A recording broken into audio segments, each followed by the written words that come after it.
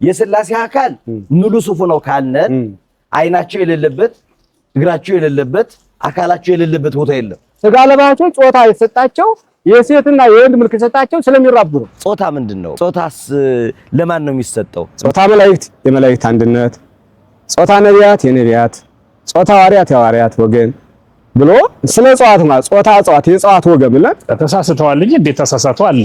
ባይሳሳቱ ጥሩ ነበር። መሳሳት አይጠበቅባቸውም። ለመሳሳት ይሄን ያክል ዓመት መማር አልነበረባቸው። ሥላሴ ጾታ አላቸው ብሎ ትውልድን ለማወናበድ እኛ ሥላሴን ከመሰልነን እኛ ያለን አካል በሙሉ ሥላሴ ያላቸው ነው የሚሉ አራያና ገጽ ማለትን ማለት ነው። አምሳል የሚለው አካል ነው የሚያሳየው ማለት አራያ ውሳጣዊ ስልጣንን ጸጋን አምላክነት የጸጋ አምላክ ይሄን ያሳያል። አምሳል ግን አካልን ነው የሚያሳየው። አሁንም እኮ ጾታ ያላቸው የሚያለ የጎንደር ህዝብ ነው።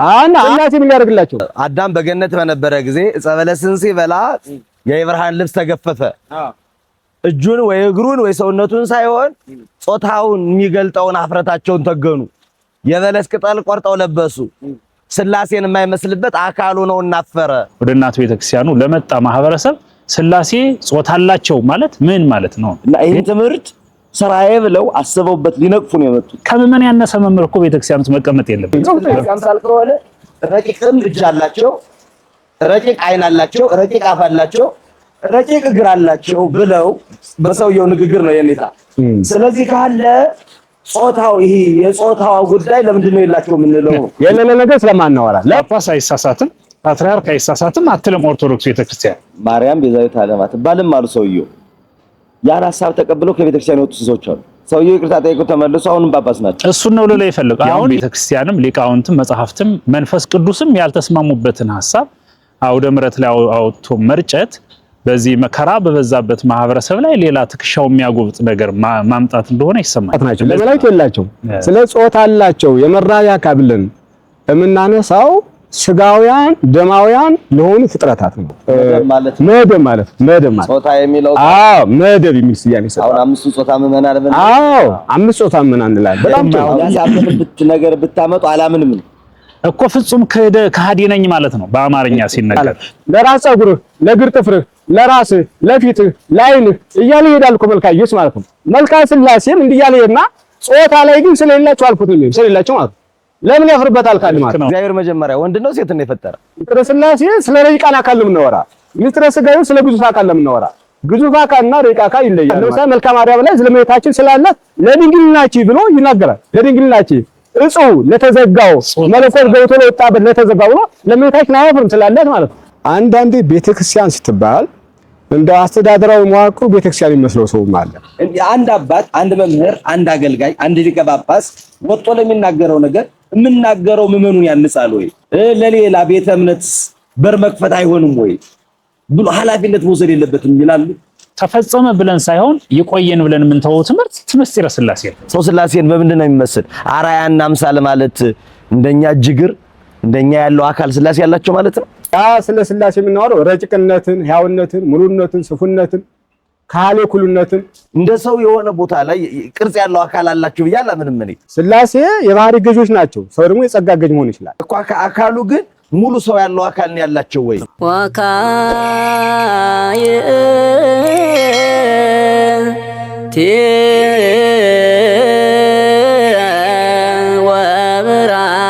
ወብርሃን በስመ አብ ወወልድ ወመንፈስ ቅዱስ አሐዱ አምላክ።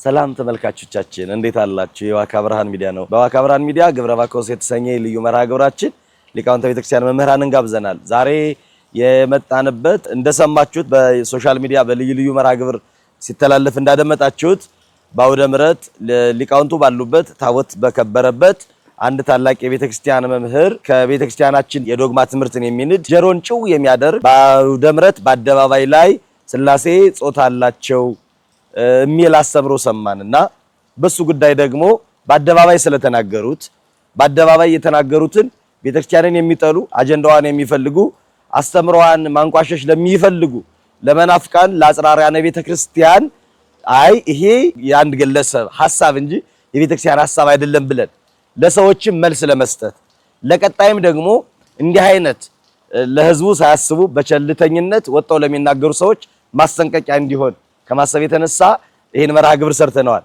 ሐሳብ አስተያየቶቻችሁን እየሰጣችሁን እስከ መጨረሻው አብራችሁን ቆዩ። ሰብስክራይብ ያላደረጋችሁ ሰብስክራይብ አድርጉ። መምህራን ቤተክርስቲያንን ጋብዘናል። እንግዶቻችን ክቡር መላከ ምሕረት ግሩም አለነ በኢትዮጵያ ኦርቶዶክስ ተዋሕዶ ቤተክርስቲያን የሰሜን ጎጃም ሀገረ ስብከት የስብከተ ወንጌል መምሪያ ክፍል ኃላፊና መጋቢ ሃይማኖት የኔታ ፍሬህይወት በቀለ የባህር ዳር ደብረ ሰላም ባለ እግዚአብሔር ቤተክርስቲያን የትርጓሜ መጻሕፍት መምህር ናቸው። መምህሮቻችን እንኳን ደህና መጣችሁ። ዛሬ ሁለታችሁንም እንደው የጋበዝንበት በቤተክርስቲያናችን አይደፈሬ ተብለው ከሚቀመጡት በተለይ ሶስቱ አምዶች ተብለው ከሚጠቀሱት ዶግማ፣ ቀኖና፣ ትውፊታዊ ያላት ቤተክርስቲያን ነች። ዋናው ደግሞ የማይደፈረው መሰረት ያለው ሌሎች ቤተ እምነቶች እንደ አቦጀዲ እየተቀዳደዱ በብዙ ቅርንጫፎች የእምነት ድርጅቶች ሲበዙ ትናንትናን ዛሬን እስከ ልፈተ ዓለም ድረስ የሚያቆየው የኢትዮጵያ ኦርቶዶክስ ቤተክርስቲያን የዶግማ ትምህርቷ ነው።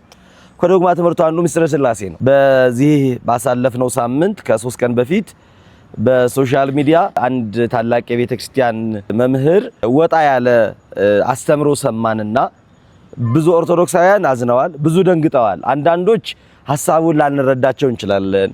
እሳቸውን ብንጠይቃቸው መጀመሪያ ብናደምጣቸው ምን ሊሉ ፈልገው ነው ያሉ ሰዎች አሉ።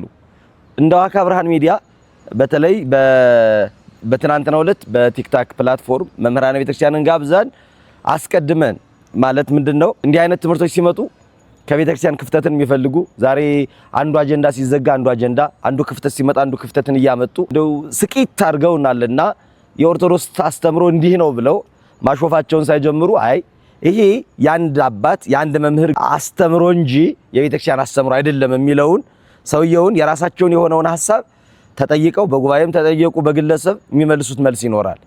በቤተክርስቲያን አስተምሮ አኳያ ግን ምን ይመስላል የሚለውን መምህራኑን እንጠይቃለን። በመጀመሪያ ወደ መላከ ምሕረት ግሩም አለነ ልምጣና እስኪ እንደው ምን አሉ እስኪ አብረን እንስማው። ሥላሴ ጾታ አላቸው የላቸው? የላቸውም። ያገር ያለ መብረቅ ማለመምጣቱ ጾታ የላቸውም የተባሉ መላእክት ናቸው እንዴ? በስመ አብ ወወልድ ወመንፈስ ቅዱስ አሐዱ አምላክ። በቅድሚያ በያላችሁበት ለሁሉም ሃይማኖት ላላችሁም ሰው ለሆናችሁ ሁሉ ሰላምታችን ይድረስ እላለሁኝ። እንግዲህ የሆነውን ነገር ሰምቻለሁ፣ አይቻለሁ። በዚህ ዘመኑ ከሰጠን ገጸ በረከት አንዱ ሚዲያ በመሆኑ በሚዲያ ያላየነው ያልሰማነው የለም። ምንድነው የሰማነውም ያየነውም ነገር በሀገራችን በጎንደሩ ክፍል ላይ አገልግሎት የሚሰጡ በጣም የተከበሩ አባት ናቸው። አራት አይና እንግዲህ ሲባል ምሰማውን ነው፣ በአካል አላውቃቸው፣ በሚዲያ ነው የማውቃቸው። እና የሰጡትን ትምህርት ስመለከት በአንድ ክብረ በዓል ላይ እንግዲህ ከተመለከቱ በኋላ ሰምቼውም አላውቅ አሁንም በውን ነው በህልም ነው ያልኩበት እዚህ በኋላም ልሰማው የማይገባኝ ነፍሴ ማትፈቅደው ንግግር ሰማው እና እሱ ምንድነው ሥላሴ ጾታ አላቸው የሚል ነው። ወደ ትንታኔውና ሁሉንም በገባን ልክ በተማርነውም ልክ ከማለታችን በፊት ሥላሴ ጾታ የላቸውም የሚለው ሥላሴ ጾታ የላቸውም የሚለው ነገር መሰመር አለበት።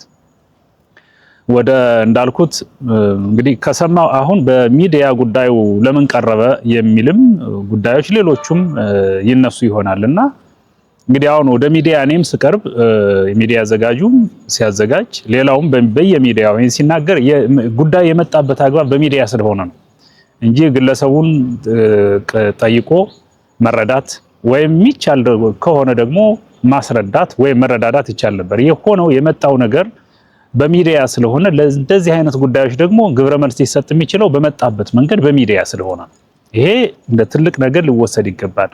ግለሰቡን ስማቸውን ለማጠልሸት ወይም ደግሞ ከሳቸው እኛ እንበልጣለን ለማለት የበላይነት ለማሳየት ወይም ሌላ ትርጉም ሊሰጥ የሚችለው ነው የመጣውን ጉዳዩ ላይ ነን እኛ ሰውየው ላይ አይደለም። ስለዚህ ጉዳዩ የተነገረው የሰማነው ድምጽ በተለይ ከኛ በላይ ያሉትና በእውቀትም ከፍ ያሉት ይቆጣሉ።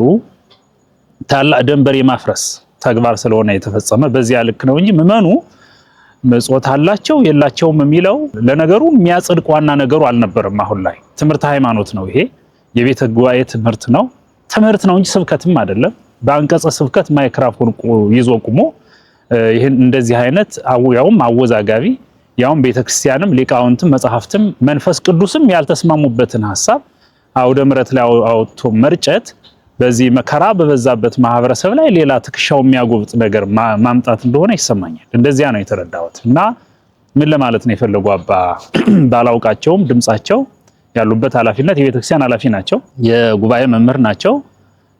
እንግዲህ ያለ በሚባል በሊቃውንቱ ሀገር ጎንደር ላይ ነው ያሉት። በታላላቁ በእውነት በመንኮራባቸው ሊቃውንት አብረው ነው ያሉት። ውስጤ ያዘነም የከፋው በመጀመሪያ አንድ የቤተክርስቲያን አገልጋይ በተለይ የስብከተ ወንጌል ቀመር አለ፣ የስብከት ዘዴ የሚባል አለ። አንድ ሰው አውደ ምሕረት ላይ መቆም ያለበት የሱን አለኝ የሚለው ሊቅነት ለመግለጽ ሳይሆን የተሰበሰበው አማኝ ሊጸድቅ፣ ሊረጋጋ፣ ሊባረክ እፎይ ብሎ ወደ ቤቱ ሊመለስ የመጣውን ማህበረሰብ ሊያሳርፍ የሚችል የታዳሚውን ጆሮ ሊከፍት የሚችል መልእክት ማስተላለፍ ላይ ነው ትኩረት መደረግ ያለበት። የሱን ሊቅነት ለመግለጽ በሚያደርገው ሂደት ውስጥ አንደኛ እንደዚህ አይነት ስህተቶች ይፈጠራሉ። ሁለተኛ ደግሞ ምዕመኑ ምንም ሳይሰማ ተደናቁሮ አውደ ምሕረቱ አውደ መዓቱ ነው የሚለያዩበት ሁኔታ ነው ያለ። አባ ላይ ያየሁት ይሄ ነው። መናገር ያለባቸው የከበረ በዓል ላይ ነው ያሉት። ማይክ ይዘዋል፣ እድሉ ተሰጥቷቸዋል። የመጣው ህዝብ ተባርኮ በብዙ ነገር የጎበጠ ማህበረሰብ፣ በጭንቀት በመከራ ውስጥ ያለ ማህበረሰብ አረፌ ልመለስ ወደ እናቴ ልሄድ ብሎ ወደ እናት ቤተክርስቲያኑ ለመጣ ማህበረሰብ ስላሴ ጾታ አላቸው ማለት ምን ማለት ነው? ይሄ በስብከት ህግ ቁጥር 1 ፈጽሞ ስህተት ነው። አድማጩን ተመልካቹን ሊያወዛግብ፣ ሊያዛባ፣ ሊያስበረግግ ደግሞ እንዳይመጣ ሊያደርግ የሚችል ሐሳብ ማቅረብ በስብከት ወንጌል ህግ በስብከት ዘዴ ህግ ያስቀጣል ነው። አንደኛ ከሃይማኖት አንፃር ምናየው እንዳለው ነው። ሁለተኛ የተናገሩት ነገር ዳሂፀ ልሳን ሊሆን ይችላል። ያው ሰው ናቸው፣ ሙሉ ላይሆኑ ይችላሉ። እስኪ እንደው ቀረብ ብለን ጠይቀንም በየትኛውም አማራጭ እንዳንል በሚያደርግ ሁኔታ 4 ነጥብ በመዝጋት አንገቴን እሰጣለሁ ሲሉ ነው የሚሰጥ አለበት። በጣም ይቅርታ ንግግሩ አሁን አንዳንዴ ዳሂፀ ልሳን አይሉም አጀንዳ እንደሚሆን ያውቁታል። ይሄ ተቃውሞ እንደሚመጣ ያውቁታል። በዛውም ላይ ካሁን በፊት አንድ ታላቅ ሊቅ ብለው የተናገሩት መጋቤ ብሉይ አዲስ መምህር ግሩም ናቸው። አሁን ቪዲዮ ላይ ተመልካቾቻችን አሳያቸዋለሁ። ስላሴ ወንድም ሴትም አይደሉም። እሺ ይሄን ወቁት። እውነቴን ነው። አሁን የስላሴ ስላድሮ በሽማግሌ ስታዩት ስላሴ ወንድ ነው አይባልም። እሺ ስላሴ ወንድም ሴትም አይደለም። እግዚአብሔር ጾታ የለውም። ጾታ ለፍጥረታት የተሰጠ ስለሆነ አንቺ ስላሴ እንላለን፣ አንተ ስላሴ እንላለን። ለስላሴ ጾታ የላቸውም። እንኳን ለስላሴ ለመላእክት ጾታ የላቸውም። የወንድም የሴትም ጾታ የላቸውም። እንኳን ለመላእክት ለሰው ነፍስ የወንድም የሴትም ጾታ የላቸውም። ይህን ትምህርት ስራዬ ብለው አስበውበት ሊነቅፉ ነው የመጡና ከሷ አኳያም ጭምር ልክ ነው መምህር። ለምን መሰለዎት እኔ የሚያልኩት እሱን ነው። ቀርበን እንኳን ለመጠየቅ በሚዲያም ቢሆን ባሉበት አባ ብለን ለመጠየቅ አንገደድም። ተዘጋጅተው በፕሮግራም የራሳቸውን ምናልባትም አንድ የፈለጉትን ነገር ሊያስተላልፉ እንደመጡ ማሳያዎች አሉ። ወላዲተ አምላክን እንደው በዚህ አንገቴን እሰጣለሁ ማለት አውደ ምሕረት ላይ ቆሞ አንገቴን ማን አለ? ሰይፍ ያዘ የለም እኮ እዚያ ውስጥ። የእሳቸውን አንገት ማን ይቆርጣል? ሊቃውንቱ መሃል ቆሞ አንገቴን እሰጣለሁ ይሄ ያልኩት ነገር ልክ ነው ብሎ መናገር ማለት የእሳቸውን አንገት ለመቁረጥ የተዘጋጀም እንደዚህ አይነት ኑሮ ማያውቁ ያሳፈንብት ነገር ብታመጡ አላምንም እኮ ፍጹም ከሃዲ ነኝ ማለት ነው። በአማርኛ ሲነገር አይባልም። በመላ ኢትዮጵያ ሊቃውንት እንዳሸዋ በበዙባት ምድር በዚች የተባረከች ስንል እኮ የሊቃውንትን ክምችትን መሰረት አድርገን ነው። በብዙ ነገር በብዙ መጎዳት ውስጥ ሆና እንኳን ሀገራችን እንደ በደስታ ውስጥ እንዳለች እንዲሰማን ሙቀት ሳይለየን ምናከብራት ምናመሰግናት እኮ የሊቃውንቱ እንዳሸዋ መብዛት ነው። ተስፋዎቻችን እኮ አሉ። እኛን ቁጭ አድርገው እሳቸውን አባን ሳይቀር ቁጭ አድርገው ያስተማሩ መምህራን እኮ አሉ። ዛሬ ቁጭ አድርገው ያስተማሯቸው መምህራን አሉ። መምህሮቼ የሚሏቸው እሳቸው እነሱ መምህሮቻቸው እኮ ይሄን አይሉ፣ ተማሪዎቻቸው እኮ ይሄን አይሉ፣ ጓደኞቻቸውም ይሄን አይሉ። በሶስት ወገን ያሉት እንኳን ያ አይደለም ምዕመናን ሲሏቸው እኮ ምዕመናን እንደው በእውነት በጣም ነው የማከብራችሁ። እዚህ አጋጣሚ በጣም ምዕመናን ሲሏቸው ጾታ የላቸውም። ከምዕመን ያነሰ መምህር እኮ ቤተክርስቲያን ውስጥ መቀመጥ የለበትም። በነገሩ መብረቅ እንዳይወርድባችሁ መብረቅ ምን የጥንቁልና ስራ የሚሞክሩት ነገር ካለ አላውቅም። በጥንቁልና የሚወርድ መብረቅ ከሌለ በስተቀር መንፈስ ቅዱስ መብረቅ አይወርድም። መብረቅ የሚያስመታም ነገር አይደለም። እግዚአብሔር ህዝቡን ትክክለኛ ነገር ስለተናገረ ሊያወርድ የሚችል መንፈስ ቅዱስ ነው። እንደውም የህዝብ ተባርኳል። በዚህ አጋጣሚ ለዚህ አጥቢያና ለጎንደርና ለአካባቢው ማህበረሰብ ክብርም ሰላምታ ማርናቆቴም አለ። በጣም እጅግ የከበረ ሰላምታችን ሊደርሳቸው ይገባል። እንደዚህ አይነት መንፈሰ ጠንካራ ሊቃውንቱ ያስተማሯቸው የአይከን የሆኑ የነ ሊቀ ሊቃውንት መንክር ያደጉበት የነ አሁኑ ሊቀ ጳጳስ የነ ብፁዕ አቡነ እንድሪያስ ወንበር ተተክሎ ቃለ እግዚአብሔር እንደ ውሃ የፈሰሰበት እኮ ነው። አሁን እዚያ ሰፈር እንደዚህ አይነት ነገር ሲሰማ አውደ ምሕረቱ እንደውም አውደ ምሕረቱ ደንግጦ ተሰብሮ አባን ሳያሰጥም በመቅረቱ የእግዚአብሔር ቸርነት ነው እንጂ ከሰማይ ምን አይነት መብረቅ ነው ሊመጣ የሚችለው? በፍጹም መብረቅ ሊያስመጣ አይደለም፣ አንገት ሊያስቆርጥ አይደለም። ምናልባት በክደት ሰይፍ የሳቸውን አንገት ያስቆርጥ ይሆናል። እንደዚህ አይነት ይሄን ስናገር አሁን እኔ እንደተናገርኩት ነው። አባ ጋር ጉዳይ የለኝም። ማንኛውም አባ ጋር ጉዳይ የለውም። ጉዳይ ያለው ከቃሉ ጋር ነው፣ ከስላሴ ጋር ነው፣ ከፈጣሪው ጋር ነው። ስላሴን በማይሆን ቦታ በተሰላ መንገድ ሌሎቹንም ግራ ሊያጋባ ለኛም አሁን በዚህ ሰዓት በራሱ የቤት ስራ ሊሆን በሚችል መንገድኛ ነገረ ስላሴን በመናገራችን ስራችን ነው፣ ክብር ነው የምናገኝ፣ አንከስርም። እሳቸው ግን ሆን በሚል ሌላ ማይሆን ፖለቲካ በሚመስል መንገድ የመክፈል ስራ ለመስራት በሚመስል መንገድ የተናገሩት ነገር ቀርበን እንኳን እንድንወያይ የማያደርግ መሆኑን ለመግለጽ ነው እንጂ ሳያምኑበት በዳይጸ ልሳን ወይም በሆነ ተናገሩት ማለትም አያስችልም። አሁን ነገ ወይ ይቅርታ ሊጠይቁ ይችላሉ ወይም ደግሞ የሆነ ነገር ሊሉ ይችላሉ። ይቅርታው እንደው ወደ ኋላ መጣበታለሁ መምህር። እሺ አመሰግናለሁ። በእውነት እኛ በሚዲያ ውስጥ ላለን ሰዎች የተለየ ነገር ይዞ መምጣት ሚዲያውን ድምቀት ሰጠው ብሎ ማሰብ እንደዛ የሚያስቡ ሰዎች እንዳሉ ይሰማኛል። የተለየ ነገር አምጣው ተከታይ ማብዛት የሚባል ነገር እሰማለሁ። የተለየ ነገር ሲባል አባቶቻችን ያስተማሩት ቅዱስ ቤተክርስቲያን በቀኖና በዶግማ ያስቀመጠችው ብዙ ነገር ነው ያለ። ያንን ከማስረዳት አልፎ ሰው ማደናገር ተገቢ ነው የሚል ማንኛውም ሞራላዊ አስተሳሰብ ያለው ሰው ይቀበላል ብዬ አላስብም። እንደዛም ሆኖ እንግዲህ አንድ ሰው ስለተናገረ ምናልባት ከዚህ በፊትም ብዙ ሰዎች ተነስተው ብዙ ያደናገሩት ቢኖር እንኳን ቤተክርስቲያን ይወክላሉ ማለት ስለማንችል ቤተክርስቲያኒቱ የነቢያት፣ የሐዋርያት፣ የጻድቃን፣ የሰማዕታት፣ የመላእክት እና የክርስቶስ ህብረት ናት። በአጸደ ነፍስ ያሉ ነቢያት፣ ሐዋርያት፣ ጻድቃን፣ ሰማዕታት፣ ሊቃውንት እና እንዲሁም ነገደ መላእክት ክርስቶስ የሶስቱ ህብረት ናት ቤተክርስቲያን ማለት። የመላእክት ሶስቱ ዓለመ ሰማይ ያሉት፣ የጻድቃን፣ የሰማዕታት፣ የነቢያት፣ የሐዋርያት በአጸደ ነፍስ ያሉት፣ የክርስቶስ በደሙ የመሰረታት ምናልባት በአጸደ ስጋ ያለ ነው። እኛም የቤተክርስቲያን አባል ነን። ነገር ግን በአጸደ ስጋ ያለ ነው እኛ ብዙ ውጅንብር ሊፈጠርብንም ብዙ እንቅፋቶች ቢገጥሙንም ለዛችኛው ቤተክርስቲያን ስጋት የሚሆን ነገር አለ ብለን አናስብም።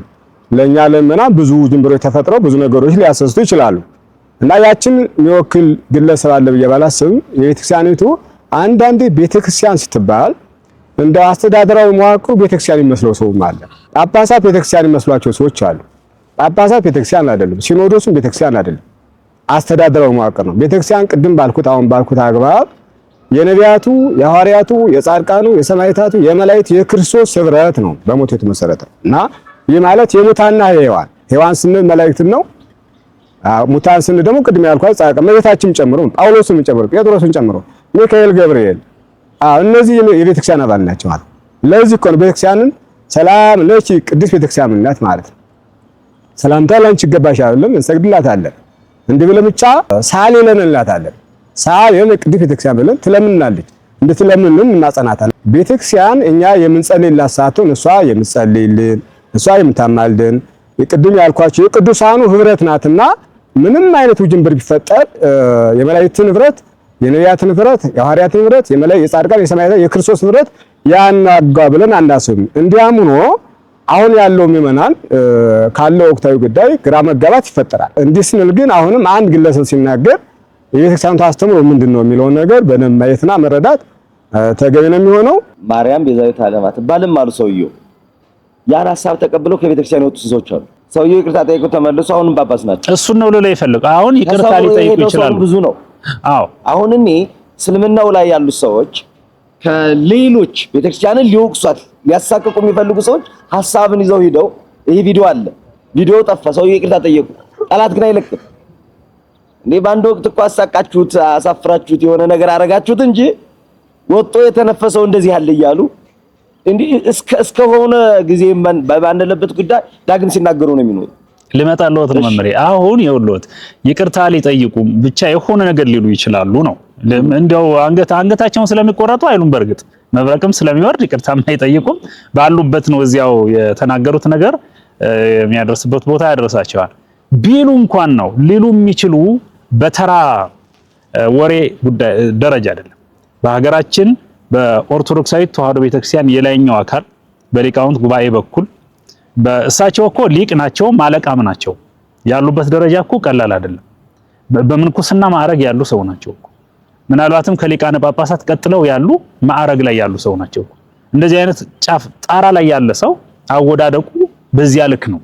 እርማቱም የሚሆን የሚሰጣቸውም ንስሐ የሚሰጣቸውም እርማት ይዘውት ከጠፉ ማህበረሰብ አንፃር የቤት ስራ የከፈጠሩት የቤት ስራ አንፃር ይሄ እኮ ብዙዎችን ወግቶ የሚያልፍ ነው። አንዳንዶቹ የዋሃን እና ከአባ በላይ ሆናችሁ ነው እንዴ የሚሉም አይጠፉም። ይሄን ማሳሳት በራሱ ቀላል አይደለም። ስለዚህ በይቅርታ ብቻ የሚታለፍ ሳይሆን በእርግጥ የተለመደ ነው በእኛ ቤት። አሁን ሌሎቹም የተለያየ ውንብድናቸውን ሰሩ፣ የሆነ ጊዜ አወዛገቡን። አሁን ላይ ግን በልካቸው ንስሐ እንኳን ሳይገቡ ተመልሰው አለን እያሉ ነው የምናያቸው። እሱ የኛው ቤት እዚያም የተጠራቀመ የድክመት ማዕከል የሆኑ አሰራሮች ይታያሉ። ያ በጣም ያሳዝናል። አሁንም ብዙ ላለማለት አባ ተሳስተዋል ነው እኔ የምለው። ስተታቸው ልክ የሌለው ስተት በእኔ እድሜ ሰምቼው ማላውቅ ስተት መጽሐፍትም ከኔ እድሜ በፊት የነበሩ በቤተ ክርስቲያን በእድሜዋ ልክ የጻፈቻቸው ያስቀመጠቻቸው መጽሐፍት ያላሉት ያልተሸከሙት በጀርባቸው ያልተሸከሙት ነገር ነው አውጥተው የተናገሩት።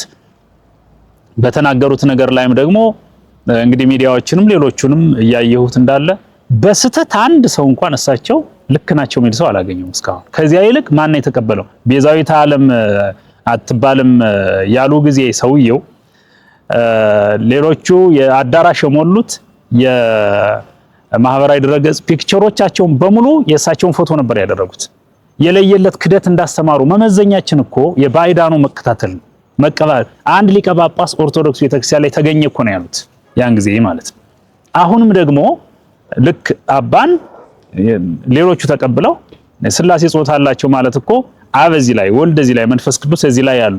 ስለዚህ ቪዲዮ ተከታትለው ከሆነ ለሶስቱም ጾታ ካላቸው ጾታ ለነገሩ ጾታ ሚለው አሁን ምልክት ሚለው ነው እኮ ተለይቶ መወሰድ ያለበት። ጾታ ማለት ሁለት ትርጉም አለው የንታ እንደሚያውቁትና ጾታ ሚለው ወገን ነው። አንዱ ግሩፕ ሊሆን ይችላል፣ ህብረት ሊሆን ይችላል። በጾታ ሆም የሚል ቃል ስናገኝ በየነገዳቸው በየአደረጃጀታቸው ብለን ልንተረጉመው እንችላለን። ጾታ ሚለው ሌላው ግን ምልክት ነው ሊሆን የሚችለው። አንዱ ተፈጥሯዊ ነው፣ አንዱ ማህበረሰባዊ። እሳቸው የተናገሩት ተፈጥሯዊ ነው። ተፈጥሯዊ ማለት ተፈጥሯዊ ጾታ ማለት ወንድ ከሆነ ወንድነቱ ሊገለጥ የሚችልበት ተፈጥሯዊ ምልክት ማለት ነው። ሴት ከሆነች ደግሞ ሴት መሆኗ ሊገለጽ የሚችልበት ተፈጥሯዊ ምልክት ማለት ነው። ምልክት ማለት ነው። እሳቸው የተናገሩት ምልክት የሚለው ነው። ይሁን ስላሴ ወንድ ይሁኑ፣ የወንድ ጾታ አላቸው ይበሉ። አለፍ ሲል ደግሞ ቅድስት ሲል ይገኛል። ስላሴ ወንድ ናቸው ሴት ናቸው? የወንድ ነው የሴት ጾታ ነው ሊኖራቸው የሚችለው? ግራ ግብት እኮ ነው የሚሉ ወደዚያ ትምህርት ውስጥ እንደው ጠልቀው የሚገቡ አይነት ሰው ከሆኑ ማለት ነው። ባጭሩ ምንድነው ምለው ወደ አውደ ምሕረት ስንወጣ ማይክ ስንጨብጥ ስንቆም ስንቀመጥ የሚነፋን ስንቆም የሚጠፋን አይነት አገልጋዮች ለቤተክርስቲያኗ ፈተና እየሆንባት እንደሆነ ያለኝ ስሜት አባላይ ይሄ ነው። ወደ የኔታ እንምጣ። እንደው ከመጀመሪያው እስኪ እኛ ሐሳቡ ላይ ነው እንጂ ሰውየው ላይ አይደለም። ግን ሐሳቡን ዘውት የመጡት ሰውየው ስለሆኑ እባብን ሰይጣንን በእባብ ነው የመጣ የሰይጣንን ግብር ስንናገር እባብን ነው የተረገመችው አይደል ፈረስ በመሆኗ። ስለዚህ ከሱ አኳያ ነው እንጂ አቋቋሙን ድጓውን ቅኔውን የተማሩ እንደኔ አንድ በተለይ እናንተ እንኳን ትልልቆች አባቶች ናችሁ በእውቀትም በስልጣን እንደኔ አይነት አንድ ኩታራ ይሄን የመናገር ሞራል የለው። የመጡ ግን በስላሴ ነው። እንደው ከመጀመሪያው ጾታ ምንድነው? ጾታስ ለማን ነው የሚሰጠው የሚለውን ቢያብራሩልን። ጾታ ምንድነው የሚለው ነገር ጾታ የመጀመሪያው ትርጉሙ ወገን ማለት ነው። ጾታ ማለት ምን ማለት ነው ከተባለ ወገን ነው። ይሄ ጥሬ ቃል ነው፣ ቀጥተኛ ትርጓሜው ማለት ነው። ጾታ ብሎ ጾታ መላእክት የመላእክት አንድነት፣ ጾታ ነቢያት የነቢያት፣ ጾታ ሐዋርያት የሐዋርያት ወገን ብሎ ስለ እጽዋት ማለት ጾታ እጽዋት የእጽዋት ወገን ብለን እጽዋት ብዙ አይነት ስላላቸው ለአጠና እንዲመቻቸው አባቶቻችን ወይ ደግሞ ለትምህርት እንዲመቻቸው መደብ ማለት ጾታ የሚለው መደብ የሚል ስያሜ ሰጠ። አሁን አምስቱ ጾታ ምዕመናን ብለን አምስቱ ጾታ ምዕመናን እንላለን። በጣም ጥሩ። አሁን የሴቶች ጾታ የወንዶች በጣም ጥሩ ይሄ ነው። እና ጾታ አምስቱ ምዕመናን ስንል አምስቱ ጾታ ምዕመናን ስንል ሴትም ወንድም ሊሆን ይችላል። ነገር ግን ጾታ መነኮሳት እንላለን ማለት አይሩግ እንላለን። ከአይሩግ መካከል ሴቶቹም አሉ ወንዶቹም አሉ። ግን የሽማግሌዎች መደብ ማለት ነው በዚህ አግባብ ማለት ነው። እና ወራዙት ስንልም ሴቶችንም ወንዶችንም ሊወክል ይችላል። ካህናት ምናልባት ወንዶች ናቸው ማለት ነው። እና በዚህ አግባብ ጾታ የሚለው መደብ ወገን ተብሎ የሚተረጎምበት አግባብ አለ። ጾታ ያለው ጾታ የሚለው መራቢያ አካል የሚለው ያለው በጣም ጥሩ። እሱን ደግሞ ስናቀርበው እንግዲህ ጾታ በዚህ መራቢያ አካል የሚለውን ስናይ ሙሉ በሙሉ ይህ ላለው ለስጋውያን ፍጥረታት ነው። ለፍጥረታት ብቻ ብለን አንወስደው። ለስጋውያን ፍጥረታት ነው የሚሰየመው ማለት ነው። የመላእክት ፍጥረታት ናቸው። ለመላእክት የላቸውም። ስለ ጾታ አላቸው የመራቢያ አካል ብለን የምናነሳው ስጋውያን ደማውያን ለሆኑ ፍጥረታት ነው። ባሪያተ ስጋ ላለበት አራቱ ባሪያተ ስጋ ለተፈጠሩ ስጋዊ ደማዊ ፍጥረት ለሆኑ ለእንስሳትና ለሰው ልጆች ማለት ነው።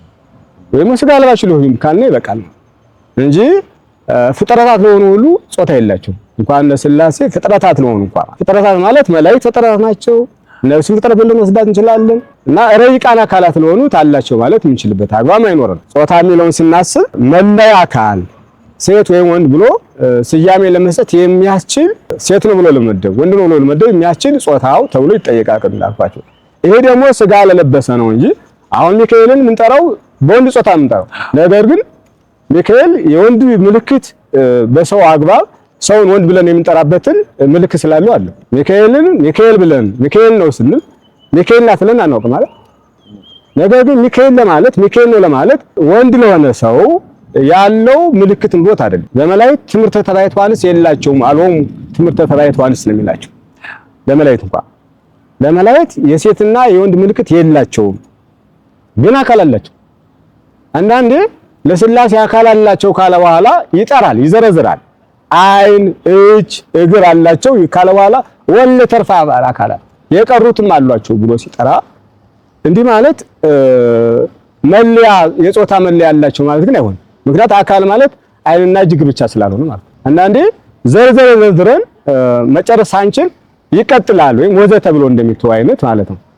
እጅ፣ አይን፣ እግር አላቸው ካለ በኋላ የቀሩትም አካላት ብሎ ያመጣል መጻፍ ያመጣል። እንዲህ ማለት ግን የሴትና የወንድ ምልክት አላቸው ማለት አለም። ለሚካኤልም እንደዛ ስለሚባል ለሚካኤል እጅ አለው እግር አለው፣ ግን ደግሞ ጾታ የሚለይበት የሴት የወንድ ምልክት የለውም።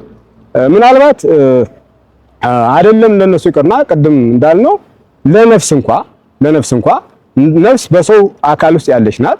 የሴት ነፍስ ትሁን የወንድ ነፍስ ይሁን ሴት ስለሆነች የሴት ምልክት አላት አይባልም ነፍስ ማለት ነው። ወንድ ስለሆነ የወንድ ምልክት አለው አይባልም። በኋላ ለዘላለም በመንግስተ ሰማያት ማግባት መጋባት የለም የሚለው እኮ በጾታ ስትኩም በየአእምሮ መጻሕፍት እንዳለው መጻሕፍት ባለማወቃችሁ በድላቸዋል። ለመላእክትስ ማግባት መጋባት የላቸውም ካለ በኋላ ሰውም እንደዛ ሆኖ እንደሚኖር አይደለም ለነፍስና ለመላእክት ይቀርና እኛ እንኳን ከትንሳኤ በኋላ ያንን ግብር ለውጠን በሕገ መላእክት እና በሕገ ነፍስ እንደምንኖር ነው የሚነግረን። ስለዚህ በዚህ ዓለም ያሉት ሴቶችም ወንዶችም ነፍስ አላቸው። ነገር ግን በነፍስ በኩል ተመሳሳይ ነው። የሴትም ነፍስ ይሁን የወንድም ነፍስ ይሁን ተመሳሳይ ነው። የሴት ነፍስ የተለየ ጾታ አላት አይባልም፣ የወንድ ነፍስ የተለየ ጾታ አለው አይባልም። ሁሉም የሴትም የሆነ የወንድ ነፍስ ስያሜው አንቺ ተብሎ ደግሞ በሴት አንቀጽ ይጠራል። ይሄ ደግሞ ያስተምሮ ስርዓት ነው። ባስተምሮ ስርዓት ሴትም ሆነ ወንድ ሴት ከሆነ ወንድ ነው፣ ወንድ ከሆነ ወንድም ተብሎ ነው የሚጠራው። ነገር ግን ለሌላቸው የሴትና የወንድ ምልክት ለሌላቸው በልማድ አማካይነት ሴቶችን ወይም ወንዶችን ከነፍስ በኋላ አንቺ የሚል ለነፍስ የምንሰጥበት አስተምሯለን። አንቺ ብለን እናስተምራለን። ወይ ደግሞ ነፍስን በሴት አንቀጽ ጠራለን። ለምሳሌ ይህ ብቻ አይደለም። ለሴት ብቻ የምንሰጠው ብዙ አንቀጽ አለ። ምድርም በሰዋስው ባህል ለሴት ብቻ የምንሰጣት ነው። እንደ ግዕዝ ባህል እንደ ግዕዝ ቋንቋ ባህርም እንዳይነት ነገሮችን ለሴት ብቻ የሚሰጡ ግሶች አሉ ማለት ነው። አሁን ኢትዮጵያ ሀገራችን በሴት እንጠራታለን። ሀገራችን ኢትዮጵያ እንዳሉት አሁን ባህሪቱ ምድሪቱ እንደዛ ነው። ለምንድን ነው? ምክንያቱም ነው ጾታ ላይ ያላቸው አካላት በፈለግነው ቋንቋ መጥራት እንችላለን። የኔታ ሰው ስላሴን በምንድን ነው የሚመስል? አራያና አምሳል ማለት እንደኛ እጅግር እንደኛ ያለው አካል ስላሴ ያላቸው ማለት ነው። ስላሴ በመልካቸውና ባሪያቸው ፈጠሩን ብለን መጽሐፍ ቅዱስ ስለሚለን ነው እንዲያ ብለን እናስተምረው። በመልካችንና በምሳሌ ሰው እንፍጠር ሲለው የመጀመሪያ አርያ ምንድነው ምሳሌ ምንድነው የሚለውን አርያ ራሱን የቻለ ትምህርት አለው። ምሳሌ ራሱን የቻለ አምሳል የሚለው ራሱን የቻለ ትምህርት አለው። አርያ ምንድነው? አርያ ከተባለ እግዚአብሔር የባህሪ አምላክ ነው። ሰዎች የጸጋ አምላክ መሆን ይችላሉ። እግዚአብሔር በባህሪው በገዥነት ማለት ነው። አዎ ስላሴ የባህሪ ገዦች ናቸው። ሰው ደግሞ የጸጋ ገዥ መሆን ይችላል። ግዛ ብሎታል እኮ አዳምን ፈጥሮ እሱ የባህሪ ገዥ አይደለ? ፍጥረታትን ከፈጠረ በኋላ ከሰማይ በታች ከምድር በላይ ያለውን ግዛ ንዳ ብሎ ይሄ እኮ አርያ እግዚአብሔር እኮ ነው ማለት የመግዛት አቅም አለው ማለት ይሄ ተፈጥሮ ጸጋ ነው። ይሄ አንድ ነው።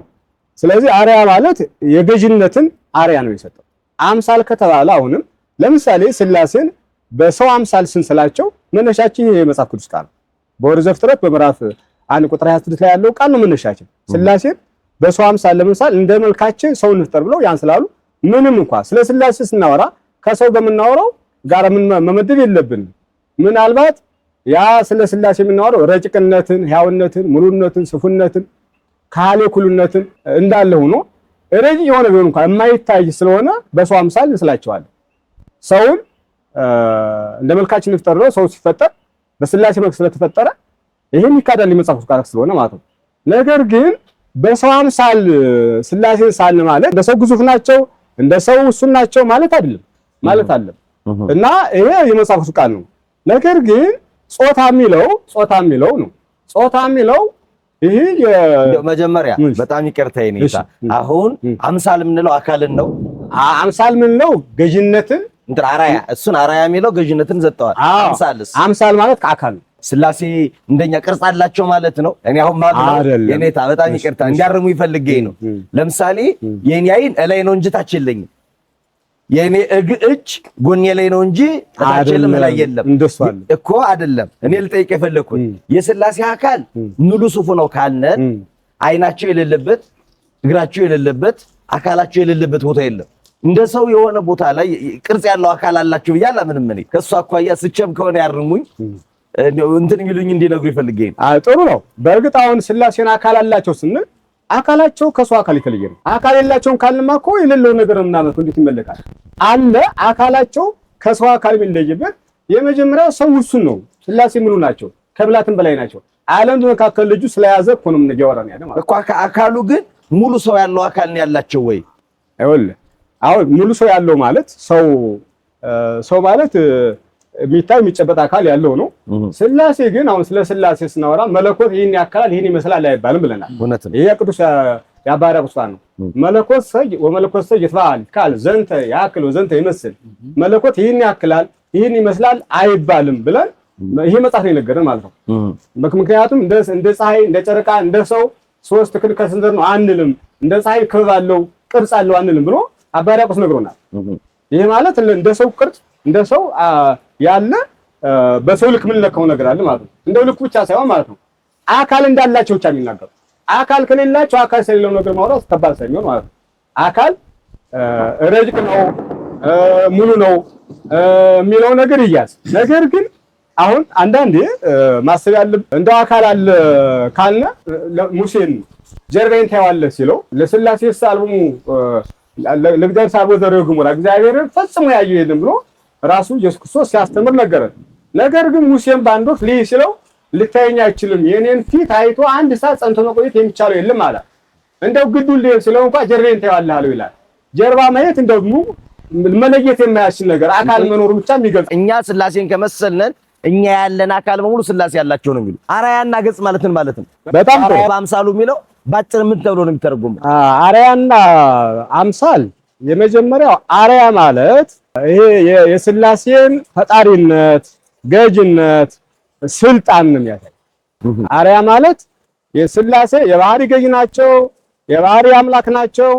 ሰው ደግሞ የጸጋ ገዥ የጸጋ አምላክ ሆኖ ተፈጥሯል። ይሄ ነው በስላሴ አርአያ ተፈጠረ ማለት አዳምን ከሰማይ በታች ከምድር በላይ ያለው ግዛ ንዳ ማለት። ስለዚህ የጸጋ ገዥነት በሚለው የጸጋ ገዥ ነው። በቃ የጸጋ ገዥነት ስላሴ ባህሪ ገዥ፣ አዳም ደግሞ ሰው ልጅ ደግሞ የጸጋ ገዥ ነው ማለት። ይሄን ነው የሚያሳይ ስላሴ ሕያው እንደሆነ ሁሉ ሕያዊት ነፍስን ለመስጠቱም አይሆንም። ይሄ ማለት እንግዲህ ለባዊ ነባቢ ሕያው የሚለውን ነፍስ በውስጥ ስላሳደረበት ይቺ ሕያዊት ነፍስ ለባዊት ነፍስ ነባቢት ነፍስ አሁንም ባህሪ እግዚአብሔር የተፈጠረች ናት ማለት ነው። እንደ ሰው ለባዊ ነው፣ ስላሴም ለባውያን ናቸው። ሰው ሕያው ነው፣ ስላሴም ሕያው ናቸው። ምንም እንኳን የሰው ሕያውነት ከእግዚአብሔር የተገኘ ጊዜያዊ ቢሆንም ማለት ነው። ሰው ለባዊ፣ ሰው ሕያዊ፣ ሰው ነባቢ ይሁንላ የሚያስብ የሚናገር የሚያውቅ የሚረዳ ይህንን ለሰው በጸጋ ስለሰጠው ባህሪያ እግዚአብሔር ተፈጠረ። ከፍጥረታት ሁሉ በላይ ሆኖ ተፈጥሯል ሰው ማለት ነው። ፍጥረታትን የሚመራ የሚገዛ የሚያስተዳድር እግዚአብሔር በባህሪ የሚያስተዳድረው ለሰው ልጅ በጸጋ ምራ ግዛ ንዳ ብሎ ሰጥቷል ማለት ነው። ይሄን ነው ባህሪያ ማለት ነው። ባህሪያ እግዚአብሔር ይሄን ዓለም የሚገዛው እግዚአብሔር በሰዎች አድሮ ነው የሚገዛው ማለት ነው። ለሰዎች በሰጠው ስልጣን ሰው ነው የሚመራው የሚያስተዳድር። ይሄን የሚያሳይ አምሳል አሁንም በተለየ መንገድ ከአርአያ የሚለየው አካልን ነው የሚያሳይ። አምሳል የሚለው አካልን ነው የሚያሳየው ማለት ነው። አርአያ ውሳጣዊ ስልጣንን ጸጋን አምላክነት የጸጋ አምላክ ይሄን ያሳያል። አምሳል ግን አካልን ነው የሚያሳየው ማለት ነው። ያ ማለት ለስላሴ አካል አላቸው ማንም የሚያምነው ነው። ነገር ግን አካላቸው ከሰው በፍጹም የተለየ ያ ማለት የፈጣሪ አካልና የፍጡራን አካል ምናልባት እንደኛ እጅ አላቸው የሚለው እንደኛ ያለ እጅ ነው ያላቸው እሱ አይደለም እናስተምረው ማለት ነው። እጅ አላቸው ብናስተምራለን ማለት ምናልባት አንዳንድ እጅን እኮ ስልጣን ብሎ ይጠቀማል መጽሐፍ እጅ ስልጣን ብሎ ይጠቀማል ማለት አዎ ፈኖ መድራይቶ ልጁ ብሎ ይጠቀማታል። መድራይቶ ስላው ክንድ ነው። ነገር ግን ለወልድ መድራይቶ ብሎ ይጠቀማል ማለት ነው። ቃል ብሎ እጅ ይላል፣ እጅ ብሎ ቃል ይላል፣ እድ ብሎ አሁን ደግሞ ስልጣን ይላል ማለት እጅ አላቸው ስልጣን አላቸው ማለት ምን ነው እንችላለን። እጅ የላቸው ማለት ግን አይደለም። እና እንዲህ ስንል አንዳንዴ ራስ ጉግሳ ናቸው ራስ ወሊ የተናገሩት ነገር ትዛልኝ በዚህ አጋጣሚ ማለት ነው። ራስ ጉግሳ በአንድ ወቅት የነበረ በጣም ትልቅ ባለስልጣንና ምሁር ናቸው። ንጉስን ለመውደድ ንጉስን ለመረዳት አመራሩን አስተዳደሩን እና ፖሊሱን መመሪያውን ማክበርና መጠበቅ የንጉሱ ፍቅር ሊያስረዳ ይችላል አሉ። ከዚያ ያለፈ ንጉሱን ለማወቅ ልብስን አውልቅና ልይ አይባልም፣ ይህ ድፍረት ነው ብለው ተናግረዋል። ንጉሱን ለማወቅ ስለሚወድ ልብስን አውልቅ ልይ ይባል በጣም የሚወደውና የሚያከብረው ሎሌው እንኳን ቢሆን ልብስን አውልቅና ልይ አይሆን እና ይሄ ማለት በጣም ስላሴ በዚህ ደረጃ ደፍሮ መናገር ማለት በጣም ዳሪ ወጣ እንደዚህ ብሎ ምንም ነገር የሌለው ሊፈጉስ የሚችልና ወይ ደግሞ ሊጠቅም የሚችል እርባና ቢስ ሆነ አስተምሮን። ምክንያቱም የሌለ ነገር እየተነገረ ያለ ማለት ስለ ጾታ ስናወራ ጾታ መራቢያ አካል ከሆነ ለስጋ የሰጣቸው ስለሚራቡ ነው። ስጋ ለባቸው ጾታ የሰጣቸው የሴትና የወንድ ምልክ የሰጣቸው ስለሚራቡ ነው። መላይ ስለማይራቡ ነው የሰጣቸው ማለት ነፍስም ስለማትራባ ነው የሰጣቸው። ስላሴ ምን ያደርግላቸው? ለምን ነው አንድ ጾታ አለው ኮታል ስራ መኖር አለበት። አካል እያንዳንዱ አካላችን በውስጣችን ያለው ስራ አለው። የኔ አካል ስራ አለው ተዘርዝሮ ሲቆጠር ማለት ነው። እያንዳንዱ አካሌ የከራስ ፀጉር እስከ ጥግ እስከ ግጥፍ ያለው አካሌ ስራ አለው። ነገር ግን ለመላእክት በግራ እንደሚራቡ ጾታ የላቸውም። ነፍስም በግራ እንደምትራባ ጾታ የላትም። ስላሴ ምን ያደርግላቸው ነው? አካል ነው። ስለዚህ ስራ የሌለው አካል በፍጹም ሊኖር አይችልም። ይሄ ነው እንዲህ እንዳለው ነው። ጣልቃ ገባው። አዳም በገነት በነበረ ጊዜ ዕፀ በለስን ሲበላ የብርሃን ልብስ ተገፈፈ። እጁን ወይ እግሩን ወይ ሰውነቱን ሳይሆን ጾታውን የሚገልጠውን አፍረታቸውን ተገኑ። የበለስ ቅጠል ቆርጠው ለበሱ። ስላሴን የማይመስልበት አካሉ ነው እናፈረ። ዛሬም ሀፍረት አካል እንላለን። ሀፍረት ማለታችን ስላሴን ማንመስልበት አካላችን ስለሆነ ነው። በትክክል ሌላ አካል አያሳፍርም። ትክክል ነው። አካላችን ግን ያሳፍራል። በዓለም ላይ ያሉ ስጋ ለባሽ ፍጥረታት ሰው ከሆኑ ሌላውን ርቃናቸውን የተጓዙ ነገር ግን አፍረተ ስጋቸው ላይ ትንሽ ነገር ሲያስቀምጡ አይዋጉ እንደፈጽመው ነውርን አቁንፋ ቢሆኑ እና ያ ማለት አሁንም አሳፋሪ አካል ነው ማለት ነው። አሳፋሪ ነው ማለት እንኳን በተፈጥሮ ባይሆንም ሰው በባህሉም ያፍርበት ነው። ምን እንኳን ልጅ የሚገኝበት ልብስ ሐዋርያው ቅዱስ ጳውሎስም የምትንቀው የምታቃለው ይሄ ታናሹ መለሊት ያከብራል ልጅ ይሰጣልና ብሏል። እና ስላሴ በመገናኘት በመራባት ነው ዓለምን የፈጠሩ ማለት ነው ማለት ወላዲያን ዓለም እንላቸዋለን። የወለድ በመራባት አካል ነው የፈጠሩት ማለት ነው። በስልጣን የተፈጠረ አካል ነው ያለ ወይ ደግሞ ፍጥረታት ተጠቅላላ በስልጣን የተፈጠሩ እንጂ በመራባት በጾታ የተገኙ አይደሉም ፍጥረታት ማለት ነው። የመጀመሪያ እግዚአብሔር በስልጣኑ ዓለምን አስገኘ። ከዛ በኋላ ስጋውያንና ደማዊ ፍጥረታትን በመራባት እንዲያስቀጥሉት ሌሎች መላእክትን የመሰለ ግን አሁንም በሱ ስልጣን በሱ ቃል እንዲራቡ እንዲበዙ አድርጓቸዋል እንጂ በዘር በጾታ የሚራባ ፍጥረታት ከስጋውያንና ከደማውያኑ ስለሌለ በዚህ አግባብ ጾታም ያላቸው ለስጋውያንና ለደማውያን ብቻ ነው የሚለው ነገር ቢወሰድ። አንዳንዴ ቅድስት ሥላሴ የሚለውን ስናይ ቅድሜንታ መጥቀስ ሞክረዋል። ቅድስት ሥላሴ ወይም ደግሞ ሌላ ቦታ ላይ ሥላሴ ትትረመም ወትትነከር፣ ሥላሴ ትደነቃለች፣ ሥላሴ እንደው አትነገር አትመረመርም ትደነቃለች ብሎ ሲናገር የሴት አንቀጽ ነው ያለው ማለት ነው። የሴት አንቀጽ ነው። በቅድስት ሥላሴ የሚለውም የሴት አንቀጽ ነው። በሌላ አግባብ ግን አብ ወወልድ ወመንፈስ ቅዱስ ይልዩ ብሎ ደግሞ የወንድ አንቀጽ ይናገራል ማለት ነው። በአንድ ቦታ ላይ የሴት አንቀጽ ተናግሮ በሌላ ቦታ ደግሞ የወንድ አንቀጽ ይናገራል ማለት ነው። ምንድነው ያላቸው ማለት ሥላሴ ይባላል። አብ ወወልድ ወመንፈስ ቅዱስ ይልዩ፣ አብ ወወልድ ወመንፈስ ይተናገሩ፣ አብ ወወልድ ወመንፈስ ቅዱስ ይገብሩ ያንጽሁ ያለ ይሄዳል። ወደ 26 ወደ 27 አንቀጽ እንዲያንስ ሌሎችም የመጻሕፍት ክፍል ብናያቸው በወንድ አንቀጽ ወይ ደግሞ ከአንድ በላይ ለሆኑ ጾታዎች የሚናገሩ ነው። ሌላ ቦታ ላይ ግን በሴት አንቀጽ ሙጠርታቸው እናገኛቸው የማት የላቸው ማለት ሌላ ቦታ ላይ ቅድስት ሥላሴ ነው የሴት አንቀጽ ይጠራላቸዋል። ሌላ ቦታ ላይ ደግሞ የወንድ አንቀጽ ይጠራቸዋል። ያለውን አካል ከሆነ የወንድ አካል ካለው በወንድ ብቻ መቀጠል አለበት። የሴት አካል ከሆነ ያላቸው በሴት አካል ብቻ መቀጠል አለበት። እስኪ አንድ ጥያቄ ካሉት ሰውየው ካሉት ልነሳ። እግዚአብሔር ወልድ በተለየ አካሉ ሰው ሆነ እንላለን። መልአኩ ገብርኤል እንደነገረ ወንድ ልትወልጃለሽ ነው የተባለ። ስለዚህ ወልድ በተለየ አካሉ መጥቶ ሰው ሆነ የምንለው ጾታ ወንድ ሎቱ ስብሐት ወንድ እግዚአብሔር ወልድ ነበረ፣ መጥቶ በተለየ አካሉ ደግሞ ወንዱ ነው ተወለደ አይነት ንግግር ነው እኔ ተረዳኋቸው። አስቸ ከሆነ በጣም ይቅርታ። ይሄውን ወንድ ሰው የሆነ ሰው ለመሆን ነው እንጂ ወንድ ለመሆን አይደለም። ከሶስቱ አካል አንዱ አካል ሰው የሆነ ሰው ለመሆን ነው እንጂ ወንድ ለመሆን አይደለም። ይሄ ማለት ሰው ማለት የቀደመው አዳምን ሁለተኛው አዳም ሆነ እንለዋለን ክርስቶስ ማለት ነው። የቀደመው አዳም አለ። የቀደመው አዳም ፍጥረታዊ ነው፣ የኋላ አዳም መንፈሳዊ ነው። የቀደመው አዳም ሰማያዊ ነው፣ የኋላ አዳም የቀደመው አዳም መሬታዊ ነው፣ የኋላ አዳም ሰማያዊ ነው እያለ ቅዱስ ጳውሎስም ገልጾታል። ያ ማለት ሰው ሆነ ሲባል የሚበላ የሚጠጣ የሚደክም የሚታመም የሚጨበጥ የሚዳሰስ ሆነ የሚለው ነው እንጂ ወንድ ለመሆን አልመሰለ ይሆን ማለት ጥያቄ ወለደው። እግዚአብሔር መጀመሪያ ወንድ ነው ሴት ነው የፈጠረ? ሰውን ለመልካችን እንፍጠር ነው ያለ።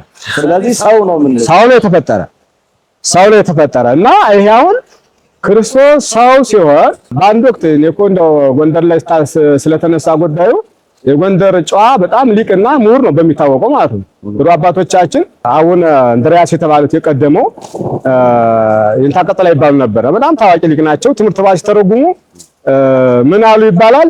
ስለ ክርስቶስ መሞት ሲናገር ቆይተው ዮሴፍና ኒቆዲሞስ ሲገንዙ አይኑን ግልጥልጥ አደረገ ብለው ተርጉሟል። ትምህርት ባስ ተረጉሙ ማለት ነው። ኪዳን ሲተረጉሙና አይኑን ግልጥልጥ አድርጎ ለምን ነው ዝም ብላችሁ የምትገንዙኝ ብሎ አስደነገጣቸው። ሞቷል እኮ እና ይህን ሲተረጉሙ የጎንደር ጨዋ ምን አለ እንግዲህ ምኑ ሞተዋ ብሎ ጠየቃቸው አሉ። እና እንግዲህ በዚህ የጎንደር ጨዋ በጣም አዋቂ ከሊቃውንት ጋር የኖረ ምስጢረ ሥላሴን የሚያውቅ ነው እንጂ ምን አለት ለምሳሌ ቁመ ስለምንናገር እንጂ ከኛ በታች ያነሰ እውቀት ነው ታለም እንደው ህጉ እንዳይጠፋ ስርዓቱ እንዳይጠፋ ትውልድም እንዲያውቁ የነበረው እንዲቀጥል ለማለት ነው እንጂ የጎንደር ምዕመናን ምስጢረ ሥላሴን እናውቁ ነው። አሁንም እኮ ጾታ ያላቸውም ያለ የጎንደር ህዝብ ነው። አዎ ትክክል ነው። ስለሚያውቅ ነው ሲጠይቁ ያውቃል። መብረቅ እንዳታወርድ እያሉ ያስጠለቀቁ። እና አቡነ እንድርያስ ምን አሉ ያኔ አይ እናንተ ብቻ አለም ዝም በል እኔን ማስጨንቆኛል። አሁን ሕያው ነው ሟቲ ነው አሉት ይባላል። ሕያው ነው ሟቲ ነው። አምላክ ነው ሰው ነው። ክርስቶስ ሰውን ፈጠረ፣ ሰው ሆነ። ስለዚህ የቀደመ ግብሩን ለወጠ የምንለው ከረቂቅነት ወደ ግዙፍነት ከሰማያዊነት ወደ መሬታዊነት መጣ። ወንድ ልጅ ነው። ይሄ ማለት ግን አሁን እናወራ እንደ ምስጢረ ሥላሴ ስናወራና እንደ ምስጢረ ሥጋዌ ስናወራ ይለያል። ምስጢረ ሥጋዌ ሌላ ነው፣ ምስጢረ ሥላሴ ሌላ ነው። ምስጢረ ሥላሴ ስለ ረቂቃን አካል ነው የምናወራ። ምስጢረ ሥጋዌ ስለ ግዙፍ አካል ነው የምናወራ። ግዙፍ አካልና ረቂቅ አካል ይለያል ማለት ነው በተዋህዶ። ይለያል። ስለዚህ ይሄ በዚህ አግባብ ሥላሴን አንዴ ወንድ አንዴ ሴት አድርጎ መጽሐፍ ይናገራል። ይሄንም ልያዝ የሚገባው አንቀጽ ነው። አንዴ ሴት ያደርጋቸዋል፣ አንድ ወንድ ያደርጋቸዋል። ቋሚ አካል ካላቸው ወይ በወንድ መቀጠል አለበት ወይ በሴት መቀጠል አለበት። ሥላሴ ትትረመም ወትትነገር ሲል ይሄ ሴት አንቀጽ ነው። አብ ወወልድ ወመንፈስ ቅዱስ ይልዩ ይትናገሩ ሲል ግን የወንድ አንቀጽ ነው። ስለዚህ ይሄ በአንድ አንቀጽ መቀጠል ያለበት ቋሚ የሆነ አካል አለው። የሴት አንቀጽ ካላቸው በሴት አንቀጽ ይቀጥላል። የወንድ አንቀጽ ካለ በወንድ አንቀጽ ይቀጥላል ማለት ነው። ስለዚህ ሥላሴ ስለሌላቸው ጾታ አንዴ በወንድ አንቀጽ አንዴ በሴት አንቀጽ መስጠት ደግሞ ግድ ነው። በግስ መግለጽ የግድ ነው። ማንኛውም ነገር እጽዋትንም የሌላቸው ደንጋው የሌለውን በአንቀጽ ነው የምንገልጸው አይደል እንዴ? ደንጋው ነው ምንድነው የወንድ አንቀጽ ነው የምንሰጠው። ደንጋይቷን ለማደላ ስለሌለው ማለት ነው። በፈልግ ደግሞ ይቺ ደንጋ ብለን እችላለሁ። ማንም አይከለክል የላትም ጾታ። ትንሽ ደንጋ ከሆነ ትንሽ ደንጋ ብዬ በሴት አንቀጽ ልጠራ እችላለሁ። ትልቅ ደንጋ ከሆነ በትልቅነቱ ወንድ አድርጌ ልሰይመው ይችላል ማለት ነው። ስለዚህ ሥላሴንም ጾታ ስለሌላቸው አሁን እንዳልኩት ምሳሌው ዘያጽጽ ይሆን እንኳን ምሳሌው ዘያጽጽ እንኳን ስፈልግ በሴት አንቀጽ ስፈልግ በወንድ አንቀጽ በጠራ ምሳሌው ስያሜው ልሰጥ የቻልኩት አንቀጹ ጾታ ስለሌላቸው ጾታ ለሌለው የሚሰጥ የግስ ባህል መሆኑን ሊረዳ ይገባል። ሐሳቡን ጠቅለል አድርገው ይኔታ። እሺ በተለይ ተመልካቾቻችንም ከማረጋ አኳያ ማለት ነው እጅ ያላቸው አለን። እሺ አሁን ማለት እኛ እጅ አለን አለ እኛ እግር አለን እኛ ዓይን አለን እኛ ሙሉ አካል አለን። ሙሉ አካል ብለው ውሳጣዊም ውጫዊም ነው አይደል? አዎ ይህን አካል ብለን ሙሉ ብለን እንጠራዋለን አይደል መምሬ? አዎ ስለዚህ እኛ ያለን አካል አምሳል ከሆነ ረቂቅም እጅ አላቸው፣ ረቂቅ ዓይን አላቸው፣ ረቂቅ አፍ አላቸው፣ ረቂቅ እግር አላቸው ብለው በሰውየው ንግግር ነው የኔታ። ስለዚህ ካለ ጾታው ይሄ የጾታው ጉዳይ ለምንድን ነው የላቸው የምንለው? የሰውየው ንግግር ስለሌላቸው ነው ማንነው። እኛም ማንነው ስለሌላቸው የሌለ ነገር ስለማናወራ ለምን መሰላቸው? ለምሳሌ ከራስ ፀጉር እስከ እግር ጥፍር ሊተነትን የሚችል የቤተክርስቲያን ትምህርት አለ። ከራስ ፀጉር ለምሳሌ መልካ ኢየሱስ ብንተነትነው ለዝክረ ስምከ ብሎ ከራስ ፀጉር እስከ እግር ጥፍሩ ድረስ ይሄዳል። ሰው ስለሆነ ሰው ስለሆነ ይሄዳል። ስለ ሥላሴ ይገባል። ስለ ሥላሴ መልካ ሥላሴ ስላለ ነው። መልካ ሥላሴ አለ። መልካ ሥላሴ አሁን ብዙ ነገር ይተነትናል ስላላቸው ነገር ማለት ነው። ነገር ግን ስለሌላቸው ነገር ስለሆነ አሁን ያልኩት ጾታውን ያልፈዋል። የላቸውም ማለት ሰላም ለዝክረ ስምከ እንዳለ ሰላም ለሰርተስከ እንዳለ ለራስ ፀጉርህ፣ ለእግር ጥፍርህ፣ ለራስህ፣ ለፊትህ፣ ለዓይንህ እያለ ይሄዳል እኮ መልካ ኢየሱስ ማለት ነው። መልካ ሥላሴም እንዲህ እያለ ይሄድና ጾታ ላይ ግን ስለሌላቸው አልኩት ነው ስለሌላቸው ማለት ነው። ለምን ያፍርበታል ካል ማለት ነው። አሁን እኮ መልካ ሥላሴ እያወራን ያለው ማለት ነው። መልካ ማርያም ላይ ስለመቤታችን ስላላት ለድንግልናቺ ብሎ ይናገራል። ለድንግልናቺ እጹ ለተዘጋው መለኮት ገብቶ ለወጣበት ለተዘጋው ብሎ ለመቤታችን አያፍርም ስላላት ማለት ነው። አያፍርም። ሴትነቷ ሴት ስለሆነች ማለት ነው። ለጦታ ሴትን የሚገልጸው ምንም ነገር በዚህ አላፈረም። አላት አፍረት ነውር ስላልሆነ ማለት ነው። አሁን እኮ ሥላሴ ስለሌላቸው ነው የሚኖራቸው እኮ አያሳፍርም እኮ አዲያት ስላልሆነ ነው። ግን የለም ስለሌለ ነገር ማውራት እና መልካ ሥላሴ ይሄንን አልፎት የሄደ ካለ ለምን አሳፈረው ነው። ይሄ ደግሞ ዝም ብሎ በድርሰት ዝም ብሎ በቅርጠት የተደረሰ ሳይሆን በጥበብ በመንፈስ እግዚአብሔር ተቀይቶ የደረሰ ስለሆነ ይሄንን አልፎት ነው የሄደው መልካ ሥላሴ ላይ የለም እና ስለሌለን መልካ ሥላሴ ማለት እንዴ በየዘመናት እንደዚህ ሐሳብ አጨቃጫቂ ሐሳብ ዘው እየመጡ የገባቸውን የተሰማቸውን ወጥቶ በመናገራቸው የአንድ አባት አንድ መምህር አንድ አገልጋይ አንድ ሊቀ ጳጳስ ወጥቶ ለሚናገረው ነገር የምናገረው ምዕመኑን ያንጻል ወይ ለሌላ ቤተ እምነት በር መክፈት አይሆንም ወይ ብሎ ኃላፊነት መውሰድ የለበትም ይላሉ። ምንድን መሰላቸው አሁን ሰውየው ሊቅም አለቃም ናቸው። ሁለት ኃላፊነት ነው የተሰጣቸው። ሊቅነታቸው አሁን ተፈትኖ አለቅነታቸውን አላውቅም እንዴት እንደሚመሩ ስለማላውቅ ነው። ሊቅነታቸው ግን ሥላሴ ጾታ አላቸው በሚል ተፈትኖ ተንኮታኩቶ ነው ያገኘሁት አሁን ባለው ሁኔታ ማለት ነው። ያ ማለት እሳቸው ኃላፊነት እንግዲህ አንድ ሰው መምህር አስተምር ሲባል የነፍስ ጨዋታ ውስጥ ገብቷል። ይሄ ሰው ዝም ብሎ አስተምር አይደለም። ክላስ ገብቶ እንደ ሌላ እንደ ሳይንስ ትምህርት እንደ ፍልስፍና እንደ አይደለም። ይሄ የነፍስ ጉዳይ ነው። የነፍስ አድን ስራ ተብሎ መረቡ ተነጥቆ መስቀል ተሸክሞ ሊያጠምድ የሚችለውን ነፍስ ሊያጠምድ ወደሚችልበት ወደ ምሕረቱ አደባባይ ወደ ባሕረ ምሕረት ነው የሄደው። በዚህ መሰረት የሚያስተምሩ መምህራን ማን ናቸው? እሳቸው ብቻ ሳይሆን ሁሉም ቢሆን ኃላፊነት ወስዶ ቃል ገብቶ ሄድ አስተምር ተብሎ ተፈቅዶለት ነው የሚሄድ። ሳይፈቀድለት ሄድ አስተምር ሳይባል የሚያስተምርም ስለማይኖር ማለት እና አሁን እሳቸው ከዚህ አልፈዋል እኮ እንደ ሊቅ ጉባኤ ዘርግተው አስተምረው ያስተማሯቸውን ተማሪዎች መርቀው ኩሩ ወመሃሩ የሚሉበት ደረጃ ላይ ነው ያሉት። እንደ መሪ ደግሞ እየመሩ ነው ያሉት። ቅድም እኮ ገልጬዋለሁ። በምንኩስና በከፍተኛ በቤተ ክርስቲያን እንግዲህ ከፍተኛ ማዕረግ ነው ምንኩስና ጵጵስና ቀረሽ ብየዋለሁ እኮ ቅድም። እዚያ ደረጃ ላይ ያሉ ሰው በዳይጸ ልሳን ደረጃ በስተት ቢሆን ኑሮ አይ ሰው ስለሆኑ ብለን አቅልለን ነው የምናየው፣ አይገርምንም። ሲጀመር ማውራትም አይጠበቅብንም ነበር። ተሳስተው ሳይሆኑ ሆን ብለው እንደተናገሩ በማን አለብኝነት በዘእንበሌነት ስሜት እንለዋለን። ያለኔ ማን አለ በሚል ስሜት ስለተናገሩት አለ ሥላሴን በሚመለከት አምላኩን በሚመለከት ሌላ ምስክር አለ ብለን ነው እኛ የቆምን ከሳቸው በተቃራኒው ማለት ነው። ስለዚህ ስተት በመሰረቱ በቤተክርስቲያናችን አይደለም በሳቸው ደረጃ እሳቸውን በቀብተው በሾሙ በሊቃነ ጳጳሳት ደረጃ በቅዱስ ፓትርያርክም ደረጃ ሆነው እንደዚህ አይነት ስተት አይፈጽሙም ብለን አስተምሮ የለም በቤተክርስቲያን።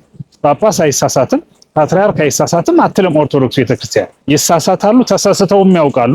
በግል ደረጃ ተወግዘው ያውቃሉ። አሁንም ነገ የሚቀጥል ጉዳይ ነው። እሳቸው እንዴት ተሳሳቱ ማለት በራሱ ነው። አሁን እንዴት ተሳሳቱ ልል አልችልም። ተሳስተዋል ነው እንጂ ምለው ተሳስተዋል እንጂ እንዴት ተሳሳቱ አለ። ባይሳሳቱ ጥሩ ነበር። መሳሳት አይጠበቅባቸውም። ለመሳሳት ይሄን ያክል ዓመት መማር አልነበረባቸው። ሥላሴ ጾታ አላቸው ብሎ ትውልድን ለማወናበድ ካልነበረ እሳቸው በዚያ ልክ ነው ያየው። እኔ አሁን ይሄን ኃይለ ቃሉን ሁሉ ስናገር በአምላኬ በነገረ ሥላሴ ስለመጡ ካልሆነ በስተቀር በሌላ እኮ በአስተዳደር ጉዳይ ወይም በስርዓት ጉዳይ ቢሆን ግድ ላይኖረንም ወይም ደረጃው ዝቅ ሊል ይችላል እና ኃላፊነት ወስደው እንዲያገለግሉ ቤተክርስቲያን ደሞዝ ከፍላ ቦታ ሰጣ ማዕረግ ሰጣ አባብላ በቸርነቱ እግዚአብሔር እድሜ ጨምሮ ዕውቀት መናገር የሚችሉበትን የዕውቀትም ሁኔታ ሁሉን አመቻችቶ ከሰጠ በኋላ የተቀመጠበትን ወንበር በአግባቡ ካለማወቅ የተነሳ እንደዚህ አይነት ስህተት የሚፈጽም ሰው መፈጠሩ አይቀርም ነው እና ታምር ሳይሆን መሆን የነበረበት ነው የሆነው። እኛን ከእንደነዚህ አይነት ነገር እንድንጠበቅ እንድንተጋ ምናልባትም ተኝተን ነበር መሰለኝ ለመቀስቀስ ካልሆነ በስተቀር እግዚአብሔር አውደ ምሕረትም ላያስቆማቸው ይችል ነበር ያ ጊዜ እና ለበጎ ነው በሚልም ነገር አለ። እሳቸውም መቼም በኢትዮጵያ ምድር ውስጥ ነው ሊቃውንት መካከል ሆነው እዚህ ሊቃውንት ሀገር ሆነው እንደዚህ ክደው ይቀራሉ ብዬም አላምንም። ተስፋ አለኝ ይመለሳሉ። ተስፋ አለኝ። ተስፋ መቁረጥ እኛ ስለማይጠበቅ እሳቸውን ያክል ሰው አይተስፋም የለኝ እዚህ በኋላ ብዬም ልል አልችልም። እንደዚያ ሆነው አንድ ቀን ወደ ትክክለኛው ቅርጽ መጣው በጋራም እናወራለን እምነት እንዳለ ሆኖ የእሳቸው የተቆረጠ ቁርጥ ውሳኔያቸው እንዳለ ሆኖ እኛ ግን ተስፋ እንቆርጥ እሳቸው የለም ሲኦል ልገባ ነው ደህና ሰንብቱ ቢሉ እኛ ግን አባ ሲኦል ይገባሉ ብለን አናምንም። ተስፋ እንቆርጥማ ተስፋ መቁረጥ የለብንማ ሲጀመር። አካሄዳቸው ግን ያን የሚመስል ስለሆነ እናዝንላቸዋል። ከኔ ከፍ ያሉት ታላላቆቹ ይጸልዩላቸዋል። እንደኔ ያሉ እንደርሶ ያለው ብላቴና ደግሞ በጎ እንመኝላቸዋል።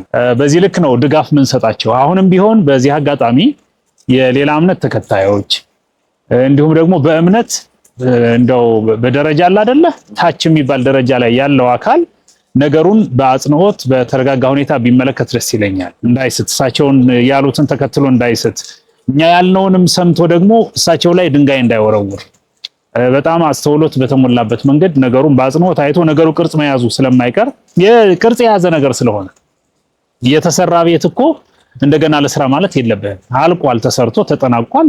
ያን ቤት መጠቀም ብቻ ነው። አሁን ነገረ ሥላሴ ተሰርቶ ያለቀ ነገር ነው። ያ ማለት ግን ምስጢረ ሥላሴን ተመራምረን ጨርሰናል ማለት አይደለም። ሥላሴ ተትረመም ማለት እኮ እስከምንችለው የምንናገረው ነገር አለ እንጂ በምስጢረ ሥላሴ ውስጥ ተናግረን ጨርሰናል የሚባል ነገር የለም። በትምህርተ ሥላሴ ውስጥ እንደሚታወቀው ማለት ነው።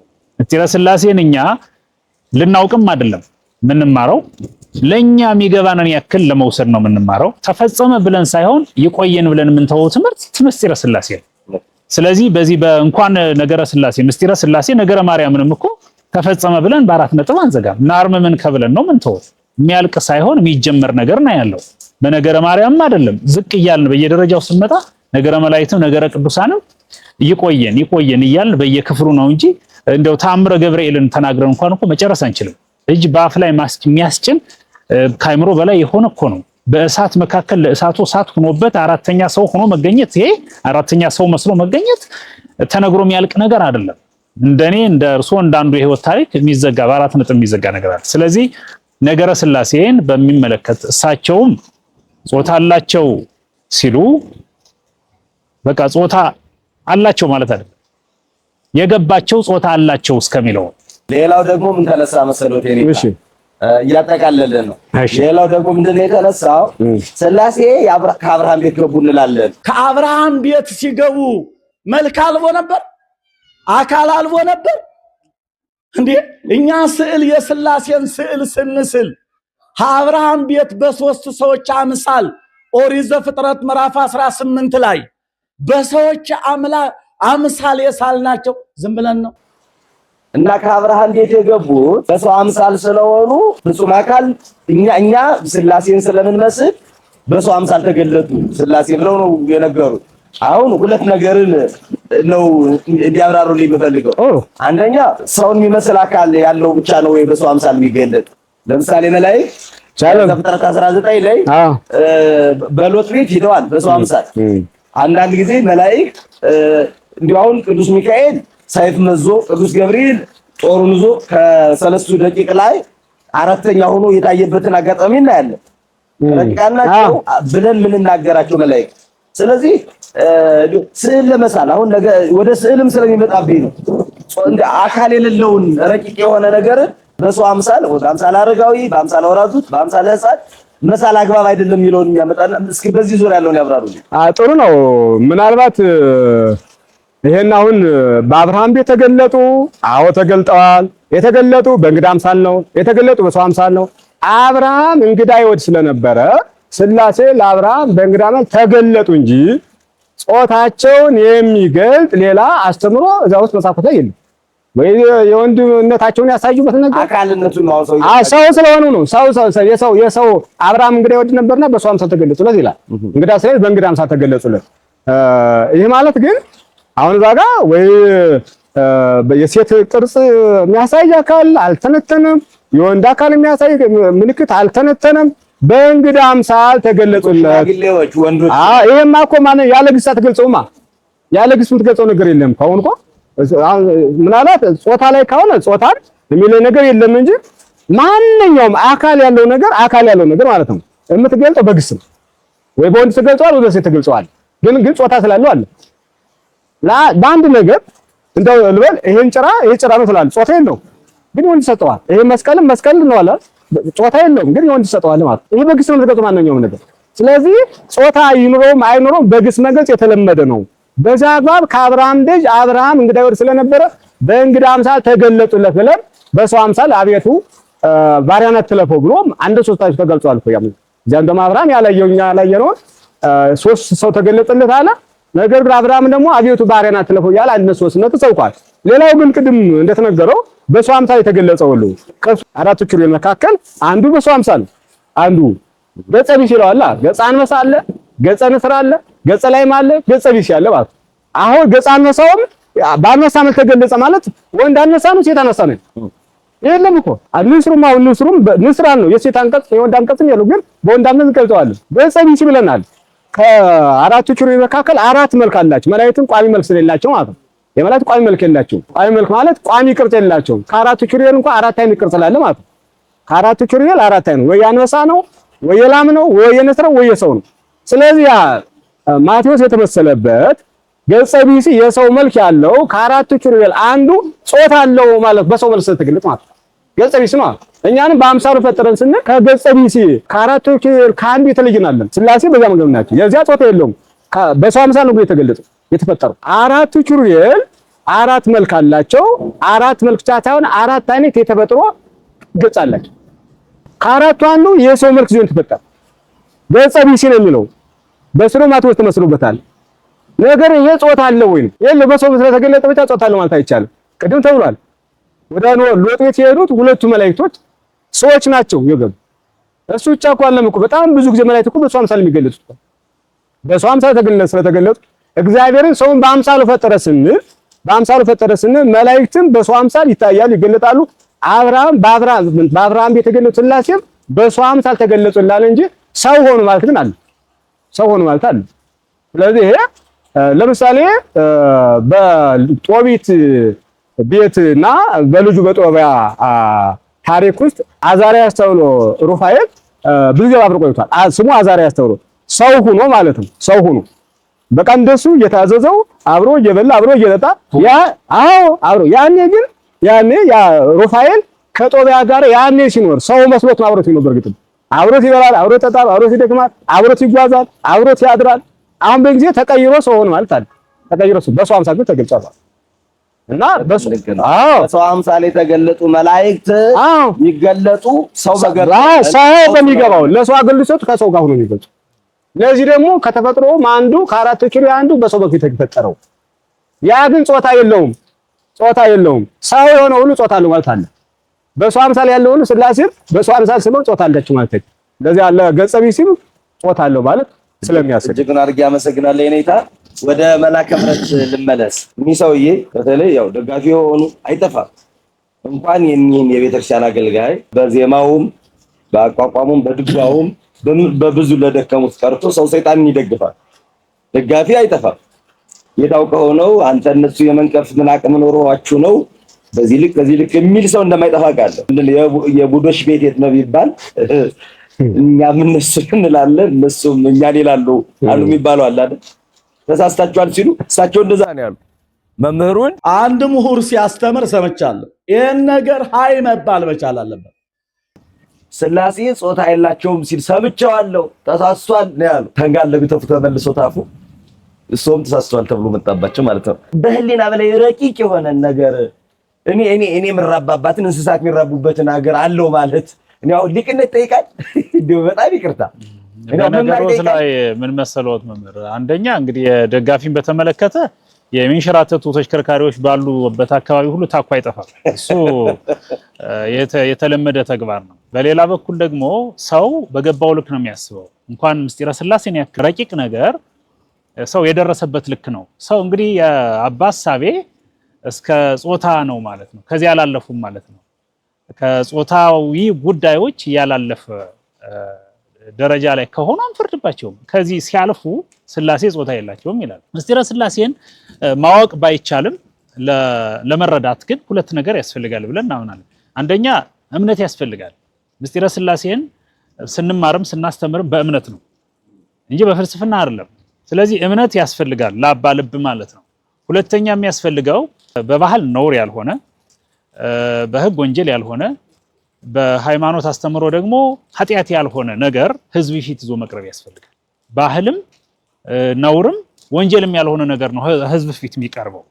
በዳሂፀ ልሳን ባለማወቅ በእውቀት ማነስ ጉዳይ የሚቀርቡ ነገሮች ተማሪው ሕዝብ በራሱ ያውቃል። አይ ይሄን ሊል ፈልጎ ነው ብሎ እያረመ ነው የሚሰማን እኮ በእውነቱ ህዝቡ በጣም አስተዋይ ህዝብ ነው። ከኛ የቀደመ ህዝብ ነው። በዛ ላይ ጉባኤ ቤቶችም እኮ አሉ አይደል? በጣም ይቅርታ መምህሬ፣ አሁን ጉባኤ ቤት ላይ ለምሳሌ ምሳ ደብረ ጽዮን የሚነሳል ለህዝብ ወጠን አንናገረው አውደ ምሕረት የማይነገር ጉባኤ ቤቶች ግን ትውፊታዊ ቅብብሎሽን ይዘው የሚያስቀጥሉት ብዙ ትምህርቶች እንዳሉ አውቃለሁ። መርጦ መናገር ባሉበት ሰዓት መናገር ለህዝብ መቅረብ ያለበትን ሲሉ ነው አሁን ሐሳቡት። እውነት ነው። እኔ እንዳንዴ ሰባኪ በስብከት ህግ የሀገራችን ሴቶች እኮ ለስብከት ዘዴ መደብ ናቸው።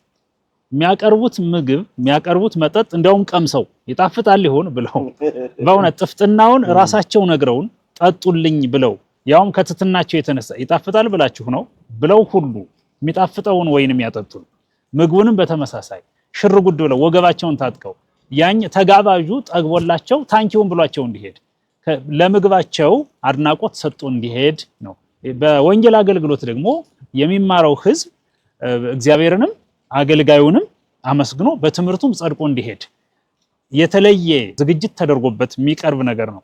በዚህ ስልጡንና በ21ኛው መቶ ክፍለ ዘመን ማህበረሰብ መሃል ማይክሮፎን ይዞ ከመሬት ተነስቶ እንደው ባይሆን ቅኔ ስንዘርፍ ነው አንዳንድ ጊዜ ዜማ ምን ሰብር አንዳንድ ጊዜ እንደው ሄድ መጣ ምንል ሞቅ ምንል የቅኔም ባህሪው እንደዚያ ስለሆነ አልፎ አልፎም በግዕዝ ቋንቋ ቅኔ ስለምንቀኝ እንደው ዜማ ብንሰብርም እነ የኔታ ካልሆኑ አብዛኛው አይሰ በአማርኛ ቋንቋ ማህበረሰቡ ከብት እየጠበቀ እየተግባባ ባደገበት የዝንብ ጠንጋራ አውቃለሁ የሚሉ ሰው ይያሉ የዝንብ ጠንጋራ በሚያውቅ ማህበረሰብ መካከል ተነስቶ ጾታ አላቸው የላቸውም አላቸው ብሎ እኮ ቢያልፉ እሳቸው ጥሩ ነው። ለሥላሴ ጾታ አላቸው ከዚያ በኋላ ብሎ እኮ ቢሄዱ ሰሚም አይኖርም። እሳቸውም ቢሆን ክደታቸውን እንደዚህ ያሰርጹም ነበር። አላቸው የላቸውም ማለት እኮ እኔ እንግዲህ በጎንደር ምድር ጎንደር መቸስ ተነግሮ የሚያልቅ ታሪክ አይደለም ያላት በእውነት የሀገራችን ቤተ መንግስት ነው ማዕከል ነው ያ እና እዚያ መሃል እነ ሊቀ ሊቃውንት ዕዝራ ግን ምን እንደሚሉ አላውቅም። በዚህ አጋጣሚ ሊቀ ሊቃውንት ዕዝራ ታላቁ ሰው ጌታው ሊቀ ሊቃውንት ዕዝራ ማለት ነው የሚሉትን እፈልጋለሁ ሲሉ በእሳቸው ዳይሬክት ሊሆን ይችላል በተማሪዎቻቸው በምንም አላውቅም። ግን እኮ ይሉንታችን ነው ደህና መጡልኝ። አሁን ምንድን መሰለዎት ብዙ ጊዜ በቤታችን መከባበር እንዳለ ሆኖ አሁን አክብሬ ላክብር ነው። ብዙ ጉዳዮች እንደዛ ናቸው። በተለይ በቤተክርስቲያኑ ትልቅ ክብር፣ ትልቅ ማዕረግ፣ ትልቅ ቦታ፣ ትልቅ አገልግሎት ያለው ሰው ሲመጣ ካሁን በፊት ያለው አገልግሎት፣ ካሁን በፊት ያለው ስም፣ ካሁን በፊት ያለው ነገር ይዝና እውነታው እንዳለ ይታወቃል እኮ ወጥቶ ቢናገሩትስ አጋልጦ መስጠትን እንደው ፍቅረ ቢጽ ማጣትን እንደሱ ስለሚይዝ ሐሳቡን ብቻ ሞግተን የሚታለፈው ነው ይበዛ አይደል መምህር? አዎ እሱማ እኮ አሁንም የታየው እኔ ይቅርታ እንጂ ለመምህር ያኔ እነ ገሌም ሊቀ ስልጣናትም እንኳን ተገኙ ሲሉ ነበር። ምናልባት የሀገረ ስብከቱ ስራ አስኪያጅ ሆን ሊቀ ስልጣናት አላወቅኩም ማለት ነው። የእንታ ቃለ ሕይወትም በደንብ አላወቅኳቸው። እንደዚያ ሲሉ እኔ ቃለ ሕይወትን በሆን ማይክ ቀማቸዋለሁ። እኔ በሆን ኖር ማደርገው ነው የምናገረው። ቃለ ሕይወትን በሆን ለምን ተነስተው እንደዚህ ያላሉም ልራቸው አይደለም፣ የኔን ስሜት ነው የምናገረው። ሊቀ ስልጣናትን በሆን ተነስቼ ሳላርመው አልቀመጥም። ይሄን ቃል በአደባባይ የተነገረ ቃል እዚያው ላይ ታርሞ ህዝቡ ተፈውሶ መሄድ ነበረበት። ይሄም በሊቀ ስልጣናት ስራ አስኪያጁ ከሆኑ እንግዲህ በጊዜው እንደ አንድ መሪ የሄዱበት አስተውሎት ሊኖር ይችላል። የሄዱበት ያለም ነገር ነው። ጥሩ ነው ጥሩ አስተምረዋል ብለው ወጣው ከሆነ ግን እነ ሊቀ ስልጣናትንም ያካትታል። የእንታ የተባሉትም ሊቅ ምን እያሉ እንደሆነ እኔ መልካቸውንም ስላላሳየን ቪዲዮ ልክ ነው እያሉ ይሁን አዲስ ኪዳንን የተረጎሙት ናቸው። የግምጃ ቤት መምህር ናቸው። ባላላቅ ሊቃውንቱን ያወጡ ትልቁ ናቸው አጠይሙ። ስለዚህ እነሱ ባሉበት ነው የስብከት የተሰበከው። በሌላ አነጋገር እነዚህ የተባሉ ሊቃውንት ወይ ማስተባበያ መስጠት አለባቸው ወይ እሳቸው ደጋፊ መሆናቸውን ልናውቅ እንፈልጋለን። እኔ በግሌ ማወቅ ፈልጋለሁ። ለምን መማር ስለምንፈልግ ነው። ይሄን ያክል ከኛ በኋላ እኛ እንኳን እንደው ተማር ባንልም ምናውቃትን ካወቅን በኋላ የተገለጸላቸው ካለ የተከፈለ ነገር አይደል ምስጢረ ሥላሴ የጉባኤ ቤት ሰው ናቸው። የጉባኤ ቤት አምላክ ደግሞ የገለጸላቸው ካለ የለም እናንተ እኔ ገልጾልኛል የሚሉን ካለ እዚያም ምስክርነት እንፈልግ ነበር። እስካሁን ግን አንድም ሰው ሊቃውንት የምንላቸው በሙሉ በተመሳሳይ በሚዲያም በመናወራ ጊዜ በስተት እንኳን በዚህ ዙሪያ ብዙ ሊያወሩ በራሱ ፍላጎት የላቸውም። አብዛኞቹ ምን ለማለት ፈልገህ ነው የተዘጋ የተጠናቀቀ ነገር አላቸው የሚል ጥያቄ በራሱ መነሳት ነበረበት ወይ ነው እያሉ ያሉት። አብዛኞቹ ሳይሆን ሁሉ እኔ ያገኘኋቸው ምሰማቸው ያው ብዙ ትላለ ማለት አሁን በትኩረት ያደረጉ መምህር ግሩም ላይ ነው። መምህር ግሩም ወጣቱ ሊቅ ማለት ነው። መምህር ግሩም በዚህ ዘመን ብዙም ጊዜ እንደምናገረው በእድሜ በጣም ትንሽ ልጅ ናቸው፣ ግን ክስተት ሆኖ ነው የተፈጠሩት። በቃ አዋቂ ናቸው። አእምሯቸው በጣም ፈጣን ነው። ዕውቀት አላቸው። ገና እዚህ በኋላ ደግሞ ሲውሉ ሲያድሩ በእድሜም በዕውቀትም ከፍ ሲሉ ሰማይ የሚነኩ ተስፋ ምንጥልባቸው መምህር ናቸው።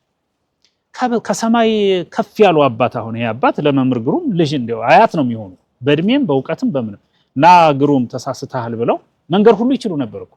እዚያ ላይ አንድ ልጅ አንድ ሊያድግ ዳድ የሚል ልጅ አለ ተናግሯል። እሱን ወገቡን ልበለው አይነት ነው የሚሰበር አይነት ውዳቂ እንጨት ቢሆን መምህር ግሩም ማለት ነው እንደ ብረት የጠነከረ ጀግና ወጣት መሆኑን አላወቁትም ማለት ነው። እሳት ውስጥ ነው እንደ ቢምቢ የገቡት ነው በመሰረቱ ሰውየው ማለት ነው።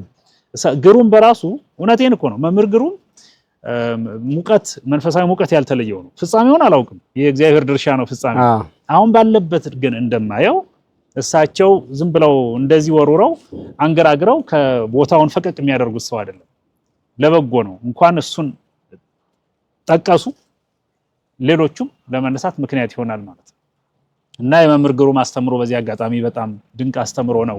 በጣም ነው ያስተማሩት። እናመሰግናቸዋለን። ቃለ ሕይወት ያሰማልን መምህራችን ናቸው። ይቅር ይበልኝ ይህን ከሚነቅፉ በአርሲ ጉዳይ ምን አለበት ቢናገሩ። ይሄ ካንገበገባቸው በቤተክርስቲያን ጉዳይ አሁን ላይ ቤተክርስቲያን ያለችበት ጉዳይ ይናገራሉ አይደል? ሚዲያ ላይ ማየት ካልቀረ አንገት ለሰይፍ እሰጣለሁ ማለት የሚችሉበት ጊዜ ሲያልፍ አንገታቸውን ለካሜራ ነው የሰጡት። ካሜራ ፊት ቆሞ አንገቴን እሰጣለሁ ማለት እንደው አንገቴን እሰጣለሁ የምትለው በራሱ የተማረ ሰው ንግግር አይደለችም። ምን ወይ ሰማዕትነት እንዳያልፋችሁ ኑ የሚሉ የሰማዕታቱ አይነት ስሜት ቢኖራቸው ጥሩ ነበር። ሥላሴ ጾታ አለው የሚል ሰው ለአንገቱ ለስለት ቅርብ አይደል። እንደውም በጣም ፈሪ ናቸው ማለት ነው። እንደዚህ አይነት ብለው ፎክሮ ሸልሎ ጎንደር የወንድ ሀገር አይደል የጎበዝ ሀገር አይደል? እዚያ ወይ ጎበዝ ሆነው ከወጣቶች ከቴዲ ጥላ ስር ነኝ ካሉ እንደ ወንድ መፎከር መሸለል ይችላሉ። እንደ ሊቅ ግን አይሆን። እንደ ወንድ እንደ ጀግና የሚፎክሩ ከሆነ ቀሚስ ቆባቸውን ያስቀምጡ፣ ዝናራቸውን ይታጠቁ፣ ይፎክሩ። አውደ ምሕረቱ ግን የመፎከሪያ አይደለም፣ መሸለያም አይደለም። እንኳን መፎከሪያና መሸለያ ማስተማሪያም አይደለም፣ መስበኪያ ነው። ያቺ የተጣበበች ሰዓት በብዙ ነገር የተዋጠች ታቦት ቁሟል፣ ብዙ አገልግሎት ይሰጣል። አባ እንግዲህ እንደዚያ ነው። እጅጉን አድርጌ አመሰግናለሁኝ። ተመልካቾቻችን ይሄን ጉዳይ ያነሳ ነው ጅልንጅል ካላሉት ነገ ይሄዳል፣ ይበረታል። በተለይ ደግሞ እንዳልኳችሁ ቤተክርስቲያንን አጀንዳ የሚሰጡ ያላትን ነገር አይተው ከሚያጎሉ ይልቅ የሌለን ነገር ላሳይ ብሎ የሚያሳፍሩ ሰዎች ሲመጡ አይ እኒህ ሰዎች እኛን አይወክሉም። ሃይማኖት ሰንሰለት ነው። ከክርስቶስ ብሎ ሐዋርያት ብለን በተዋረድ እኛ ጋር ደርሷል። መሀል ላይ ከሰንሰለቱ የወጣ ብረት ተራ ብረት ነው እንጂ ሰንሰለት አንለውም። እና ቤተክርስቲያን ልዩ የሚያደርጋት እሱ ነው። እና ከሱ አኳያ ትምህርቱን ነው የነቀሰንን የነበረን እንጂ ከአባታችን ጋር የግል ጥላቻ እንደሌለን እንኳን እኒህን ታላቅ የቤተክርስቲያን ሰው ቀርቶ ጠላታችን ውለድ የሚል ወንጌል ተሸክመናል። እሱ እንዲታይልኝ እፈልጋለሁኝ። አብሮ የሚወሰደው የኔታ ያጠቃልሉታል። አሁን ይሄን ስንናገር ሶስት ነገሮች ቢያዙ ጥሩ ነው። አንደኛ አባ ጋር እኔ በግሌ በአካል እርሶትም ጭምር ይመስለኛል ቁጭ ብለን አውርተን አናውቃቸውም፣ አላስተማሩንም፣ መምህራችንም አይደሉም፣ ምናችንም አይደሉም። የተጣላንበት ምንም ምክንያት የለም። ይሄ ሊሰመርበት በተለይ ለተመልካቾች ለአድማጮች መናገር እንፈልገው አንደኛ። ሁለተኛ እዚህኛው ከሳቸው ሰፈር ወጣ ያሉ ሰዎች ሲናገሩ አይ ይሄ እኮ እዚያ ሰፈር ስለሆነ ነው እዚህ አካባቢ ይሄ እኮ እንደዚህ በሚል ሂሳብ የሚሰሩ አልፎ አልፎም ሰው አይቻለሁ። እንደሱ አይነት ነገር ላይ እኛ የሥላሴ የሰማይና የምድር ፈጣሪ የሥላሴ ጉዳይ ነው ወደዚህ ወደ ፊት ያመጣን እንጂ የሰፈር ጉዳይ፣ የጎጥ ጉዳይ፣ የእውቀት የመቅናት ጉዳይ፣ የመበላለጥ ጉዳይ ምናምን ጉዳይ አይደለም። ምናልባትም ይሄን በመናገራችን አባ በራሱ ሰው ናቸውና እንዴት ብለው ሊከፋቸው እንደው እንዳሉትም ደግሞ የሚወርድ መብረቅ ካለ መብረቅ ነው ሊያወርዱብን የሚችሉ እንጂ ጥቅም በእውነቱ ነፍስ ውጪ ጥቅም የለንም እና የተለየ ጉዳይ የለንም ነው። ይሄ በደንብ ሊሰመርበት ሃይማኖት ነው ጉዳዩ። እንዳውም አንገቴን ለሰይፍ ምንል እኛ ነን። እንደዚህ አይነት ትምህርት እየሰማን ዝም ከምንል አንገታችን በሰይፍ ቢገባ ይሻላል። የኛን ንግግር ነው የነጠቁብን እሳቸው ምንም ሰይፍ የሚያስነሳ ነገር አይደለም የተናገሩት። እኛንን እንደዚህ በማለታችን እሳቸው ሰይፍ ሊያነሱ ከፈለጉ ሊያነሱብን የምንችለው ትክክለኛ ነገር ይዘን ማለት ነው። ስተት ይዘው ሰይፍ አንሱ አይባልም እኮ እና እነዚህ ታርመው ሰው በጤናማነት ሳትወዛገቡ ምዕመናን የከፋ ነገር አይደለም። እኛ በቤተክርስቲያን ትምህርት የተለመደ ነው፣ ይፈጠራል። እንደዚህ መከራከር ወግ ነው። ቤተክርስቲያን ልጆች አሏት፣ እኛን ያስተማሩ የኛ መምህራንም አሉ፣ እኛም ደግሞ በጥቂቱ አለን። ቤተክርስቲያን አሁን ጦርነት የሚባለው የሃይማኖት ጦርነት እንደዚህ አይነቱ ነው መነሻ የሚሆነው። ስለዚህ ከፍ ሳይል በእንጭጩ ለመቁረጥ ሲባል ነው ሚዲያው የሚያዘጋጀው። እኛም ቀርበን እየተነጋገርን ያለ ነው። ክፉ ሳይሆን ደግደጉን በማሰብ እንድትሰሙን በታላቅ ትሕትና ታስባለን። እሺ፣ እግዚአብሔር ይስጥልን። ወደ እሷ ልምጣ። መጋቤ ማለት ይሰናበቱ። እሺ፣ አመሰግናለሁ። ያው እንግዲህ ይሄ ሚዲያ እንዲህ አይነት ነገሮችን በቅርብ እየተከታተለ ለሰው ማስረዳቱ አንዱ መንፈሳዊ ዓላማው ስለሆነ ሊቀጥል የሚገባው ጉዳይ ነው። እንደ ጠቅላላ አስተምሮውን ስናየው አንድ ሰው ሲያስተምር መጀመሪያ ማን ነው ማስተምረው፣ አስተምሮ ምንድን መሰረት ያደረገ ነው የሚለው ጥቅም ላይ መሰረት ያደረገ እንጂ የራሱን ዕውቀት መሰረት ያደረገ ስብከት መስበከት የለበት። በጣም እንቸገረው ሰው የራሱን ሊቅነት ለመግለጽ መፍጨርጨር የሚያሳይ ሰባኪ ሲሆን ትክክል አለ። ክርስቶስ ሲያስተምር እንደዛ የራሱ ሊቅነት አንድ የሚያሳይን ክርስቶስ መጥቶ ወዲያለ ወለላሃዱ በአምጣነ ይክሉ ወሃቦሙ ብሎ በማቴዎስ ወንጌል በምዕራፍ 25 ላይ ሲያስተምር ለእያንዳንዱ እንደየችሎታቸው ሰጣቸው ነው እና እንደየችሎታቸው ምዕመናንን ማስተማር እንጂ የራሳችን ሊቅነት እንደው ለማሳወቅ የምንስተረጨር ከሆነ ትክክል አለ። በዛው ላይ ደግሞ የሌለ ነገር መናገርም እንደው ለየት ብሎ ለመተም የሚደረግ ነገር ነውር ነው። ይሄ ወደፊትም ለማንኛውም አስተማሪና ሰባኪ እንደ ታናሽነቴ ስናስተምር መጀመሪያ እንደ ጸሎተ ማርያም ደግመን ስመ እግዚአብሔር ጠርተን አውስማት ብለን ሲሆን ሰዎችን ተጠቀማቸው አለዛ እንዳንጎዳቸው አንደበታቸው ተቆጣጥ ብሎ ለእግዚአብሔር አመልክቶ በትንሹ ቢሆን ማስተማር ጥሩ ነው ብዬ አስባለሁ። እንደው ዝም ብለን መድረኩ የመንፈስ ቅዱስ ስለሆነ የአባቶቻችን የሐዋርያት የነቢያቱ መድረክ ስለሆነ እዚህ ላይ የቤተክርስቲያን መድረክ ነውና ክርስቶስ ያስተማረበት መድረክ በዘፈቀደ ቁመን ሰዎች እንዳንጎዳ የሰው አእምሮም እንዳናበላሽ አእምሮአችን አንደበታችን ተቆጣጥ ብለን ለእግዚአብሔር አድራውን ሰጥቶ ብንቆም መልካም ነው ብዬ አስባለሁ። ከዛ ውጭ እንደዚህ ብሎ በዚህ መንገድ ከሆነ ትክክል አይደለም።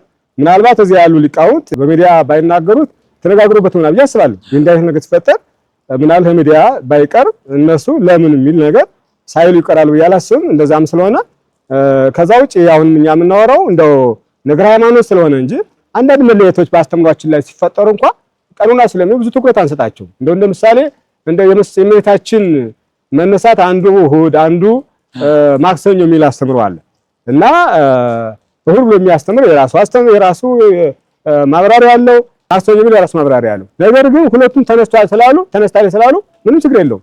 መነሳት ያለን ቁም ነገሩ ማለት ነው። ይሄ ልዩነት የለንም የቀኑ ሁኔታ ብቻ ስለሆነ ማለት ነው። እና እንደ አውልተን የማናወጣቸው ለዚያ ስለሆነ እንደ ምሳሌ ለው የጸሎተ ሐሙስ ሐዋርያት ተጠምቀዋል ብሎ የሚያስተምር ሰው ይኖራል። የራሱን ማብራሪያ አለው። ሌላው ደግሞ በዕለተ ዓርብ ነው የተጠመቁ። ያ ማለት በክርስቶስ ሞት ነው ካሳ የተፈጸመው።